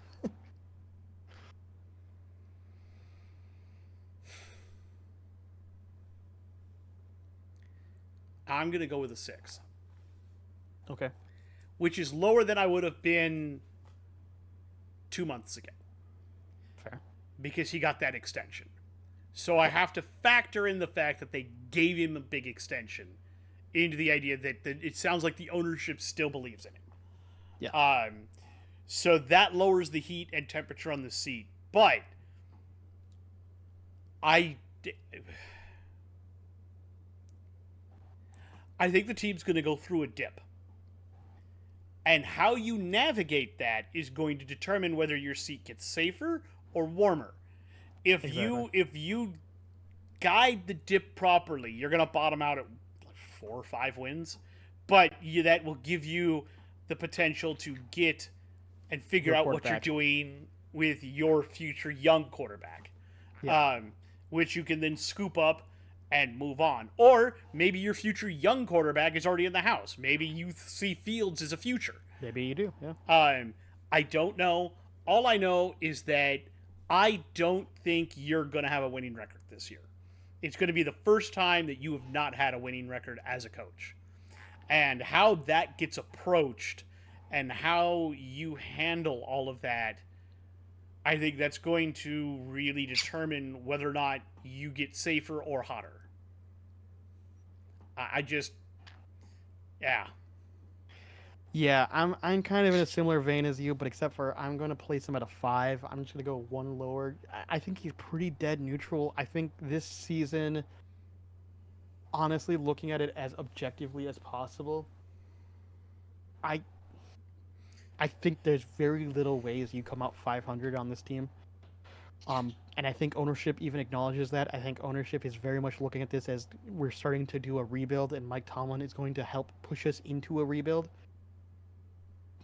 But how that happens and in what way they rebuild could very much change how hot Mike Tomlin's seat's going to get. 100%. And so, just like you were saying, how he guides through that potential rebuild, I think is really going to be very determinant on how things go for sure. And Yes. like you were saying, I think you and I both probably in agreement that I don't think he should have gotten that extension. No. I think enough of us have looked at it and gone, Mike Tomlin, you were an amazing head coach. It's time to coach somewhere else. Because, and I pointed out Or that, at least go to a coordinator and just kind of slow down a little bit. It just doesn't, it feels like you've become stale.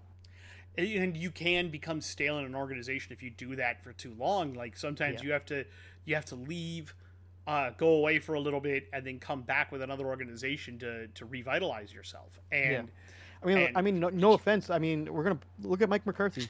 Remember, he was with Green Bay. Then he was all of a sudden out for what 2-3 years. Came back with the unfortunately, Cowboys. I also say the same Granted, thing. it's not as super successful, but I mean, it's still it's far better than what people would have expected. I remember people being like, "You're bringing in Mike McCarthy, this is garbage," and it turned out to be fairly good. Like not amazing. Jeff fairly good. Fisher.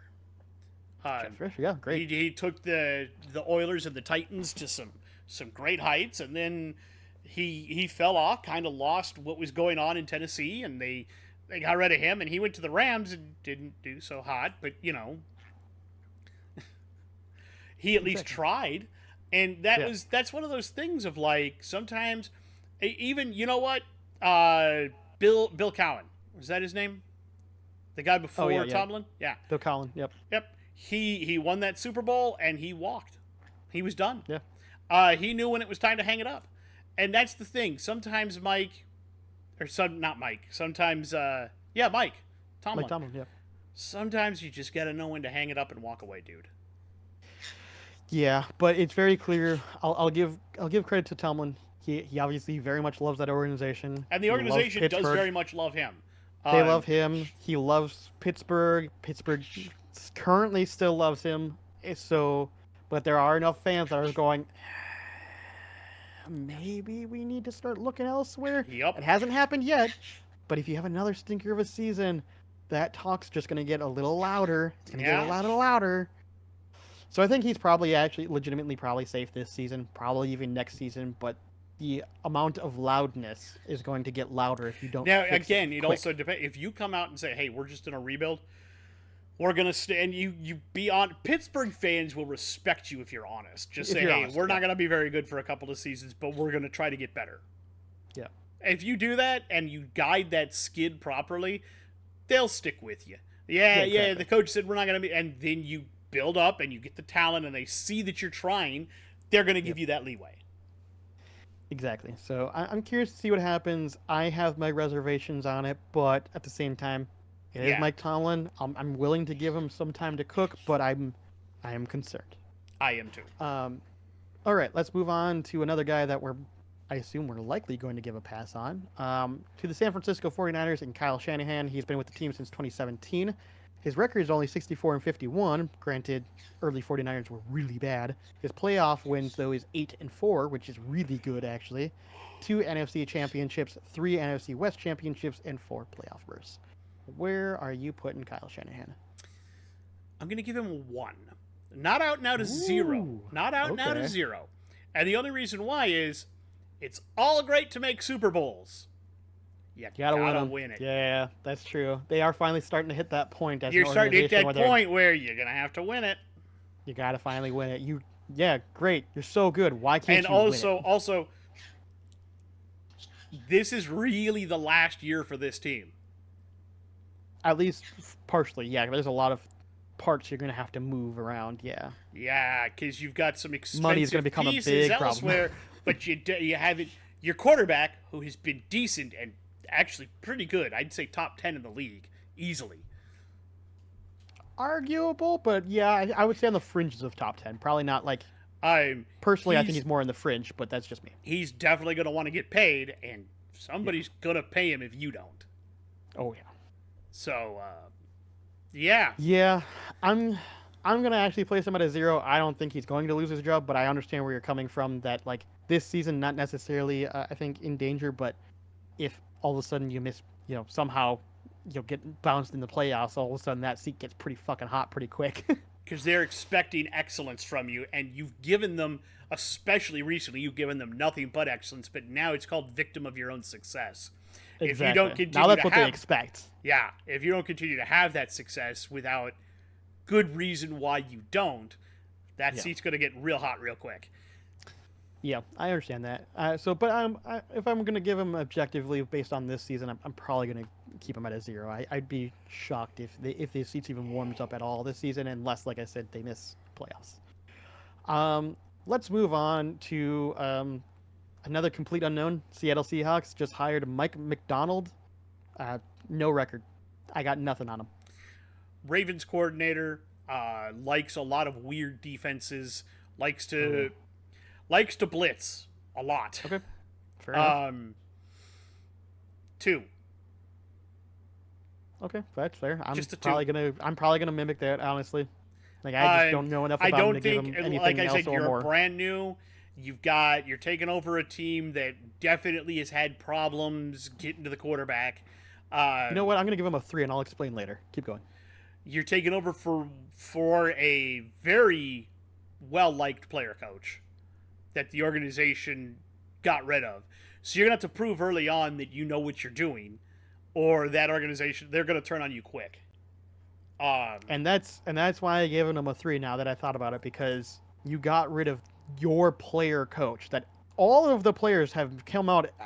I shouldn't say all of them, but quite a few have come out and gone, but we like Pete Carroll.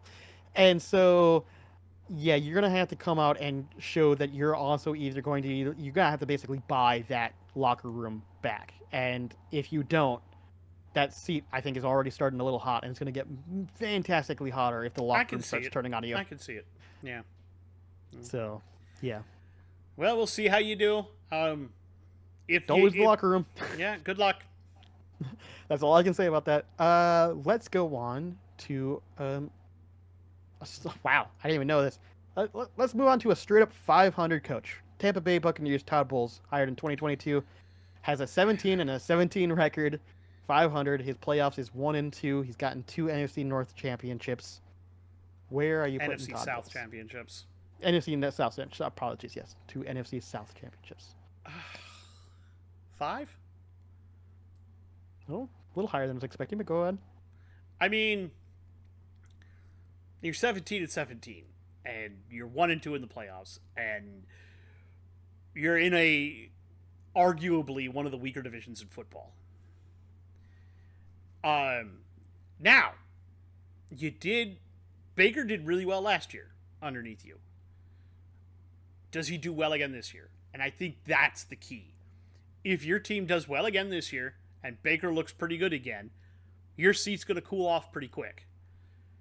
If not, people are going to start asking questions.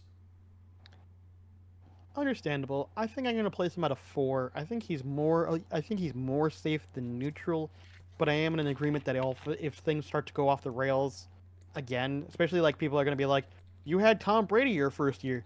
Yeah, but Tom Brady wasn't really Tom Brady that last year either, was he? No. And then you did bring in Baker Mayfield, and it looks like you did revitalize him. Baker did look much better than he has in the past. So maybe if this season continues with a Baker continuing to look better and better, then I think realistically, I think Todd Bowles will be completely safe. But if for some reason it regresses again and Baker just looks like normal Baker, all of a sudden that seat will get a little hotter and will start, like you were saying, asking questions of like, do you know what you're doing? Do you know what you're doing? Because it doesn't look like you know what you're doing. Doesn't look like it, because especially with that Tom Brady season, there were a lot of people who were like, dude, it doesn't now look like you know what you're doing at all. So we'll see. This is going to be a big year, I think, honestly, for Todd Bowles. So we'll see. I agree. Let's move on to, I think, what is going to likely be my most contentious rating, but we're going to the Tennessee Titans. In Brian Callahan, just hired this season, 2024, no record whatsoever. What are you going to do with Brian Callahan? 3. Okay. No record. Apparently didn't even call plays in Cincinnati No. as the offensive coordinator. No, that was that guy. but he would have been one of the guys working with Joe Burrow to make Joe Burrow look better. So you got to look at that and go, okay, so how much of that was Brian Callahan? How much was Joe, or not? Yeah. How much was Callahan? How much was Burrow? How much was Taylor? Zach? Yep. Yeah. So, like I said, I think it's a 3. I think he's got. You could even maybe go higher because he's got a lot of pieces there. You have a lot of really good pieces, and now the big question is, can you do for the Mayo Man what you supposedly did for Joe Burrow? For Joe Burrow. I agree. I'm actually placing him at a 6, and I'm going to explain myself because it's going to come across as maybe a bit mean or harsh. But we have to remember who they had as their head coach before. Mike Vrabel was absolutely a fantastic head coach. Players loved that head coach. Your fans loved that head coach. And you had the cojones and the balls to get in an argument with that head coach and fired him. That speaks to me that you are another bad owner, just like the Panthers. And I do not have faith that if things go poorly, that the fans are not going to have a massive outcry to have you get rid of this guy because you're made a fucking major mistake. And that's the way I see it. And that's why I'm being very harsh, because I think just about almost everyone in their mind looked at you getting rid of Mike Vrabel and are asking, what the fuck were you thinking? I will say that the only thing I will say about that is that even if there's a fan outcry to get rid of the guy, if you're willing to go toe-to-toe with Mike Vrabel because you're that fucking stubborn, there ain't no way that you're going to just get rid of a guy because the fans want you to. No, but I mean as in that means that his seat's going to be that hot, though, and it's not going to be from an organizational standpoint. It'll be from the fans. That's why I said, hot seat. That's why I said it's really kind of, to me, I understand where you're coming from, but you have to look at, does the organization believe in their guy? And I think it's a 3, simply, like, I don't think they're going to. To me, it feels like it feels like too much of an overreach. It feels like they went, we don't want Mike Vrabel because he's too loud, so we're going to get someone soft and quiet who we can fire whenever the fuck we want. And that's what this feels like. We'll see. That's just me, though. I could be wrong, but could also be we want somebody. I do not like that owner, and that's all I'll say about that. Yeah, I just don't like that ownership, and because of that, it's kind of like a Carolina Panthers situation where I think any coach going into that was starting in a hot seat to begin with.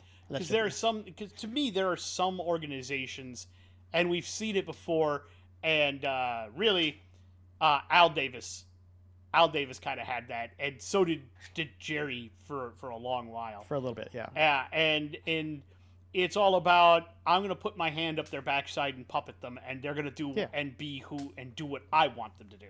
Exactly. But that's going to be a problem. And I think that's what they're kind of doing in Tennessee. They're going to take they're going to take the dude, and they're going to say, not Zach Taylor, but Brian Callahan, and they're going to say, okay, you're going to do what we want. Yeah, and that's I think that's honestly going to create a hot seat more than they expect. But that's just me. And then let's move on. Unless they win. Unless they're winning, yeah, of course, that's like the big one. Yep. That's why I'm saying I think you're starting with your foot in the bucket, but you can obviously remove it if things go well. Yep. Anyway. And then let's talk about our final team, the Washington Commanders. The Washington Commanders with Dan Quinn just being hired. The Washington Tomatoes. Yeah, I might as well because it sounds like they're probably going to change their name again. Anyways, and Dan Quinn just got hired. Granted, we don't have his record, obviously, because he just got hired, but his record from his last head coaching gig over at Atlanta was 43-42 at nearly a 500 with a 3-2 record, no other additional accolades. So, where are you placing Dan Quinn?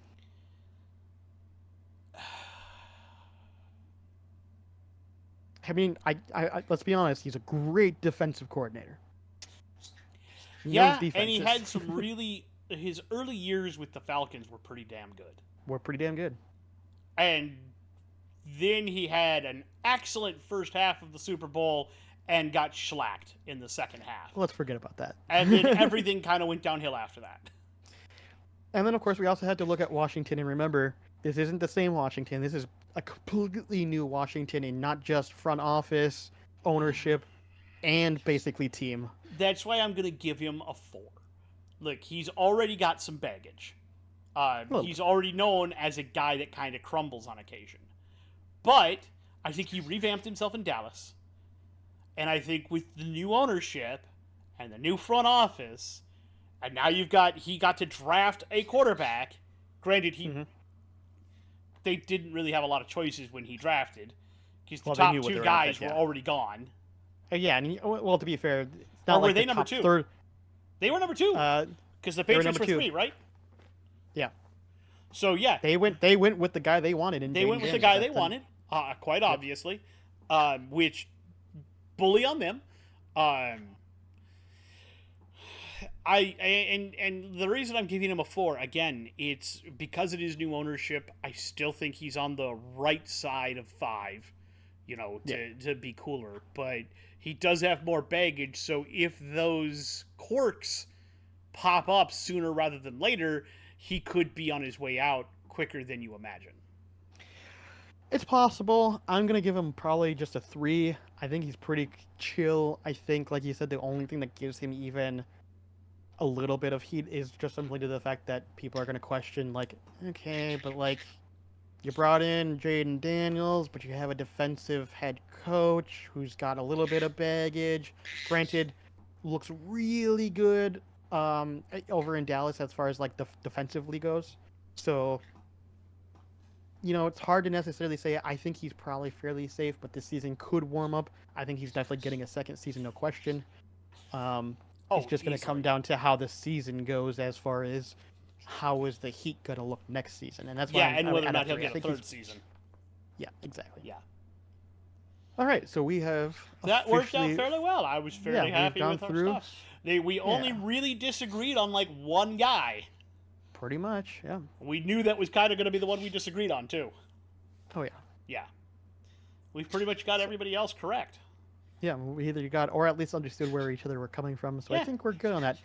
So we're going to go ahead, and for our second thing that we're doing here, we are going through the divisions and deciding what division we consider to be competitive and why we believe that they're either competitive or a little less competitive. And that's just all it is. We don't necessarily have to put a ranking on it. We're just basically going to just talk about each division very briefly, give our very brief opinions on if it's competitive or not, why it's competitive or not, and then move on to the next division. So do you want to start in the AFC or NFC? Wherever you want to start, let's start. You're kind of leading this episode. Fair enough. We're going to start with the A's because A becomes before N. So we're starting with the AFC. No other reason than that. So we're going to go start with the AFC North. The AFC North, for anyone who doesn't know, has the Bengals, the Browns, the Colts, and the Steelers. Colts. No. How do you... No. The Colts, yeah. Colts are in the AFC North. No. Yeah. Colts are AFC South. Unless they changed, they weren't. Hold on. Nope, they've been in the AFC South. It's the Ravens, the Bengals, the Browns, and the Steelers.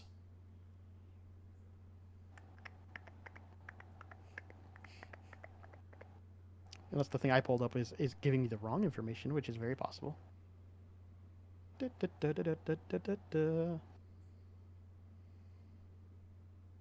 I don't know why this thing is giving me the wrong information. Why did they put the Colts in the North? They are not.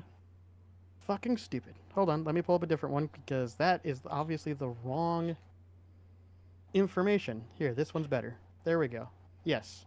So we got Baltimore, Bengals, Browns, and Steelers. I don't know what that other one was from. That must have been a really old one or some shit. I don't know. Yeah, that was probably before the Ravens were even a thing. Apparently. Anyways, okay. Regardless, ignore what I just said. Baltimore, Bengals, Browns, Steelers, competitiveness, where are you putting them? Hyper. I was gonna say, yeah, that's a pretty competitive. Like the only one that's not competitive in that is gonna be the Steelers. Everyone else they're gonna be, and even they're gonna be competitive. I just don't know if they're gonna win a whole bunch. I still think they're gonna be. That's why I'm saying they're not gonna. They're probably gonna be in every game they play. Yeah. Yeah. And even the Browns are like, people are looking at like normally I look at the Browns and go, yeah, this division is mostly just Baltimore and Bengals. Like we can never forget about the Browns. Count out the Browns, and even the Steelers are. And you got Kevin Stefanski. Yeah. God, I wanted to say Stefanik. Fair enough. Yeah, I think that's going to be a fairly competitive league. There's not there's not one team in that division that I go, yeah, they're absolutely going to win. Like Baltimore is probably the one that most people are going to look at, but Yeah. the Bengals are definitely going to give them a The run for their Bengals money. are, especially with Burrow being back, and the Yeah, Browns ain't nothing to scoff at. And exactly. if So if Deshaun finds his mojo again, they're gonna yeah, be they're gonna be really damn good too. so the only team that I'm counting out from actually winning the division is basically the Steelers, and Yeah, even and then, it's not like it's a complete wash, even that could go sideways. You never know. Yeah. So yeah, pretty fucking competitive. Let's look at the AFC East. As long as this continues to be correct, that should be the Buffalo Bills, the Miami Dolphins, the New England Patriots, and the New York Jets. Yes, How do you rate that, in your opinion, as competitive? very. They are not hyper competitive, but No. they're going to be very competitive. You can automatically count out the Patriots. Yeah, you can just take the Patriots. Take the pretend they're Patriots not even off in that. there. Miami, Buffalo, and the Jets are going to beat the shit out of each other for that division. Yeah, I'm. So I'm But actually gonna. I'm curious. I think Buffalo's going to come out third in that. Because who do they have to catch the ball even? Exactly. So no. So what I was gonna say is I think they're more like. So I'm gonna go down even one step from you. I'm gonna say they're gonna be fairly competitive, Okay. and that's just because I think the Jets are absolutely gonna dominate that division. I think the Dolphins have the next step after that, and I think the Bills will legitimately just potentially be trying to beat up the Dolphins for second place. It all depends on whether or not Aaron Rodgers' Achilles holds together. Yeah, if that doesn't work out, then obviously that changes that to actually being to being a very competitive from fairly Sorry to competitive. Rich I think Eisen right that I had now, to bring that up. right now, I just think that they're fairly competitive. I think it's mostly going to be a Jets stomp with who's going to come in second, and it's not going to be the Patriots, so it's either the Dolphins or the Bills. Yeah. Fair enough. Let's go on. Let's go on to the AFC South. We have the Texans, the Colts, the Titans, and the Jaguars. I'm going to go with what you went with. I'm going to say that's going to be fairly competitive. I think the Texans do have the upper hand in that division, but it's not by a leap and a bound. Yep. If Richardson stays healthy, if the Mayo Man takes the next step, this whole division, any one of these teams could legitimately win this division, and I really feel that in my heart. But I feel like the Texans do have the leg up. I'm in agreement. I think it's fairly competitive. I don't think any one of those teams I can go, yeah, you're definitely being written off. Like, Yeah. even the lowest on that team, I would argue, is the Titans. And if the Mayo Man all of a sudden, takes another step forward, now we have that question of, goddamn, you have the Mayo Man, you have Richardson, and you have Stroud in one division. That's bonkers. Yeah. So that and then of course Trevor Lawrence Lawrence. That could be a hell of a fun division to watch for a long time. I think the South could be a really, really competitive division. Yes. Right now, I'm just going to say fairly competitive because it's going to depend on how everyone steps forward. Depend on some stuff. Yeah. Yep. How do the rookies progress into their second year? Yep. That's literally what it is. So let's go ahead and move on to the AFC West. This is going to be an interesting one to debate, I think. We have the Broncos, we have the Chiefs, we have the Raiders, and we have the Chargers. What are you going to say on this one? Not. Look, the Chiefs are going to win the division outright. Yes. And the Chargers, so long as Herbert stays healthy, are going to come in second. And then it's just a fight for third. And I don't even really know if that's a fight. I'm going to say I'm going to say fairly uncompetitive. Like, not even fairly uncompetitive. I'm just going to say uncompetitive. Normal uncompetitive because, like... Yeah, it's not competitive at all. It's the Chiefs and who comes in second, and that's the only competition is it going to be the Broncos or Chargers, and it should be the Chargers. Maybe the Raiders, but they don't really have a quarterback. I just don't think they'll be able to pull it off. Unless for some reason the coaching... Antonio Pierce is way better than we think. Wind up... barring it's not a competitive division. It's not going to be that competitive. All right, let's go ahead and then move over to the NFC. So we're going to start off with the NFC North, which obviously we all know who is in that division. But if you don't, it is the Bears, the Lions, the Packers, and the Vikings. Where do you put this? Very. I'm in agreement. It is actually very competitive. It's not hyper competitive, but No, but it is the very Lions, competitive. the Lions do again. I feel like this is one of those things. The Lions have a leg up on pretty much everybody else in that division, but legitimately, the Packers and the Bears, I feel like either one of them could knock the Lions off.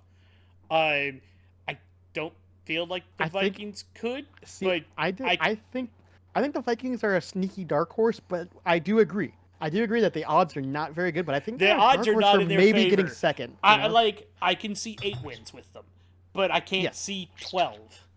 No, probably not. So I could see 12 for Green Bay, maybe, as long as Love doesn't regress. I could I would say more potentially see 10-ish. 12 for Chicago I see 12. if Love or not Love, if Caleb Williams turns out to be as advertised. I would say under 10 for your first season, but I get what you're saying. Yes, but potentially they've got enough They firepower have on enough that team. potential, yeah. I don't know how much I trusted that head coaching to do that, but we'll see. That's the other question is how much did you put a restrictor plate on that? Yep. Like I said, I think the Lions have the leg up, but legitimately, I feel like again, you're higher on the Vikings than I am. Just a little bit. I'm trying to be more realistic about it. I feel like 3 of the 4 teams legitimately could win this division. Yeah, I think it's 3 of 4. I don't think the Vikings, like I said, remember, I didn't say that the Vikings would win. I don't think they're going to win. I think they're a dark horse for second. I think they could legitimately get Maybe, into second. but I don't see them as a. But I don't division see winner. them as a Yeah, fresh. no. No, God, no. No. Not without somehow Sam Darnold being way better than we think he is. Yes. Let's go ahead and move on to the NFC East. We have the Dallas Cowboys, the New York Giants, Philadelphia Eagles, and the Washington Commanders. Where are you putting them? Not competitive. Oh, all right. In reality, this is a 2-team race. Yes, and that's the only reason I'm going to say competitive, but like not even like just like kinda like it's only going to come down between. Because it's also going to depend on whether or not Sirianni is a flash in the pan, or yeah. so. And that's why I'm just kind of like, it could be interesting between the Cowboys and Eagles, but that's pretty much it. Yeah. Unless Jaden Daniels for Washington is actually like stellar. And Daniel Jones finds himself again. Yeah. It's probably just going to be barely competitive, if competitive. Yeah, that's why I say I don't think it's going to be a competitive division at all. Fair enough. All right, let's go ahead and then look at the NFC South. We have the Falcons, the Panthers, the Saints, and the Bucks. Where do you see the NFC South? This is hard for me. I'm going to call it barely competitive, I'm in but agreement, not in a barely good way. competitive. I'm in agreement because they all kind of they're competitive only because they all kind of suck. Yes. I mean, I'm not going to say that all of these teams are horrible, but I am going to say I feel like the division winners they all have major flaws. 9 wins, maybe 10 if you're lucky. The best way to put it is pretty much every team there has some type of major flaw that, like, okay, yeah, you'll make playoffs, but you're probably bouncing the first round. Yeah. You're not. Yeah. You're not contending quite yet. No. All right, let's go ahead and then look at our final division in the NFC West. We have the Cardinals, the Rams, the 49ers, and the Seahawks. I'm going to call this competitive. Really? Okay. So, here's why. Quite obviously, the 49ers are going to take the division. Yes. Unless there's some major injuries. Yeah. We know Christian McCaffrey has that problem. We do. However, don't sleep on the Rams. No. Don't sleep on the Cardinals. True. And I'm not sure about the Seahawks, but if that defense is what I think it could be, don't sleep on them either. Reality says the 49ers win that, but then it's a boat race for who's second. So I think I'm going to put barely competitive. I think it's definitely 49ers takes it.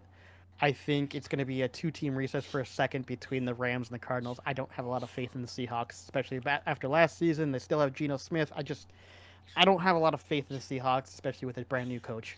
So I think the second placing is going to be the only competitive part about the race, and that's we'll why see. it's barely competitive. Now, granted, if the 49ers get injured, the Rams could easily come out taking that top, or the Cardinals trying to take that top spot. Yep. But I mostly think the only competitive part of that about that is going to be who comes in second. We'll see. I would have said the same thing, but then I took a look at everything and I was like, no, I think this is going to be a little more competitive than people think. Maybe. But I think we've come to the conclusion that the AFC is still the more competitive division over the NFC. By far and wide, I think the AFC is a far more competitive division. Yeah. As long as we have the NFC South sucking the way that it does. Yeah. And honestly, the East. They've only been, so the East is funny because it's either the NFC least or it's one or two teams are the best and nobody else is anywhere close. Close, yeah. Like, it's very rare for all the teams to be like, ooh, anybody could take this one. Yeah.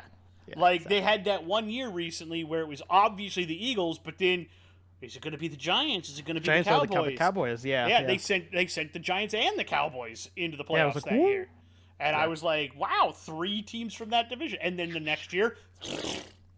Yep. Only Cowboys and Eagles. And barely even Eagles. Yeah, and then they got whomped. Yep. So, yeah, that's... To me, I look at that and I say, like, it's cyclic, but at the same time, right now, definitively the AFC has more talent. Yes, at the current moment, AFC did. Especially when you just look at, like, QB specifically. I mean, the AFC South is just the AFC South has like three rookies that are on the second year now, and you have Trevor Lawrence, who's definitely not a bad. He was considered generational. I don't know if he's still going to be considered generational, but still pretty competent quarterback. And we'll see because I have to scrub that first year. Yeah, and then that second year he didn't start hot, but he found his footing. Yep. I think that was him adjusting to Pedersen's system, and then apparently he was playing hurt last year. So now we'll have to see what this year looks like to figure out what we're doing. Although they have given him his extension already. But then if you look at the rest of the AFC, I mean, you got Lamar Jackson, you got Joe Burrow, you got you have Patrick Mahomes, you have Tua Tagovailoa, you have Josh Allen. Like, they have all of the crazy QBs. Like, yes. Like, who do we have in the NFC? Like, oh yeah, they even have Herbert. Like, who do we have in the NFC? We have Jordan Love, Jared Goff, maybe Caleb Williams, Dak Prescott, Brock Purdy. Who's that kid from Philadelphia? Jalen Hurts, questionable on that one still because like that last half of that season was really weird. Kyler Murray, maybe? Still kind of question marks a little bit on that one. So, like, Matt Stafford. But if you look at all those, you're looking at most of them are older and not going to stick around as long. Like, and they're just not as, let's be honest, quote-unquote, talented. Like, most of the guys I just listed off are mostly gunslingers from in the pocket. Only a couple of them actually, like Kyler Murray and Jalen Hurts, actually will move and throw. Mm-hmm. So, in comparison, the AFC has a lot more people that are willing to run the ball and move around the ball and throw the ball and are very, like, obviously this is the new way we're playing football. And the NFC is still going, no, we want that general who's going to sit in the fucking pocket and throw that goddamn ball 90 yards down the field. They haven't figured out that you can do both. Look at Patrick Mahomes. Exactly, that's the problem. However, the Vikings are trying something new with J.J. McCarthy. Maybe that's our guy for that, but we don't know yet. We'll see. We know he's got legs, and we know he's got potentially a cannon of an arm, except for the fact that he can't be super accurate. But granted, Michigan never really asked him to. That's besides the point. And how accurate do you really need to be with Jefferson? Oh, fair. But you have to get in the vicinity. I mean, same thing with Addison. I mean, let's be honest. Addison literally stole an interception from somebody to make it a touchdown that one game. The funniest thing was because it was the exact same play where previously he'd gotten intercepted. Exactly. And then he was like, not this time! Not this time, goddammit! Bitch! And of course, Kirk Cousins gets the credit for actually throwing the ball, even though... Yeah, even though that was a terrible throw. It was a terrible throw. It's definitely an interception. Jordan Addison just somehow manhandled it away from the defender. That was hilarious. So that's more on Addison than it was on Kirk. Yeah, that was pretty funny. So yeah, I think we're kind of also in agreement on that. That as far as competitiveness this year looking like, definitely watch more of the AFC games if you want to watch more likely entertaining matches. I agree. So there we go. All right. I we're think good. that's everything that we were going to go over today. Neat. So we're going to say that we hope that you liked what you watched here. We hope that we entertained you and gave you guys something to talk about. If you want to talk about it, leave us comments. We will answer comments. Outside of that, if you liked what you saw and you're not subscribed, please go ahead and hit that subscribe button. Hit the little bell for notifications so that you know when we upload, because currently we're on a light upload schedule, which means we upload once, maybe twice a month until football starts again, and then we will upload definitely every week, all the way through the draft. Soon. And then after the draft ends, it's kind of, again, back to light load. Light upload. We take vacations and stuff. Yep. And there'll be more content coming to this channel, to the YouTube channel. It won't be just podcasts. We'll be doing other stuff that we're adding in soon too. Yes, and I am restarting trade dissections. I'm working on a couple right now. They're very interesting. One of them is a 3-team trade, and the other one is only 2 teams, but they both involve players not wanting to play in Canada anymore. Fuck you, Canada. Fair enough. So we'll work on that, and I'm going to keep looking for interesting and meaty trades to dive myself into. And we are going to talk, and we are going to be putting some other stuff up on this channel at some point. I do believe my brother is looking at potentially some college football stuff. I got some college football stuff coming on the way. I haven't recorded anything, but that's because I actually plan on recording that sometime this week. If it goes well, we'll continue it. But I pretty much plan on starting a dynasty. I'm gonna start just as a super shitty offensive coordinator and try to work my way up through the leagues and see how that goes, and potentially even make my own school at some point if people are enjoying the content. So we'll see how that goes. We're gonna try out some stuff like that, and more sports stuff. If you do like what we do here, do also give us that thumbs up. Let us know that you enjoy this content and that we should make more of it. In the meantime, we'll tell everybody that we hope you have a great week. We hope that you have a great time. Whatever you put your mind to, you can accomplish it. We believe in you. You believe in us. Stay awesome. Stay bearded.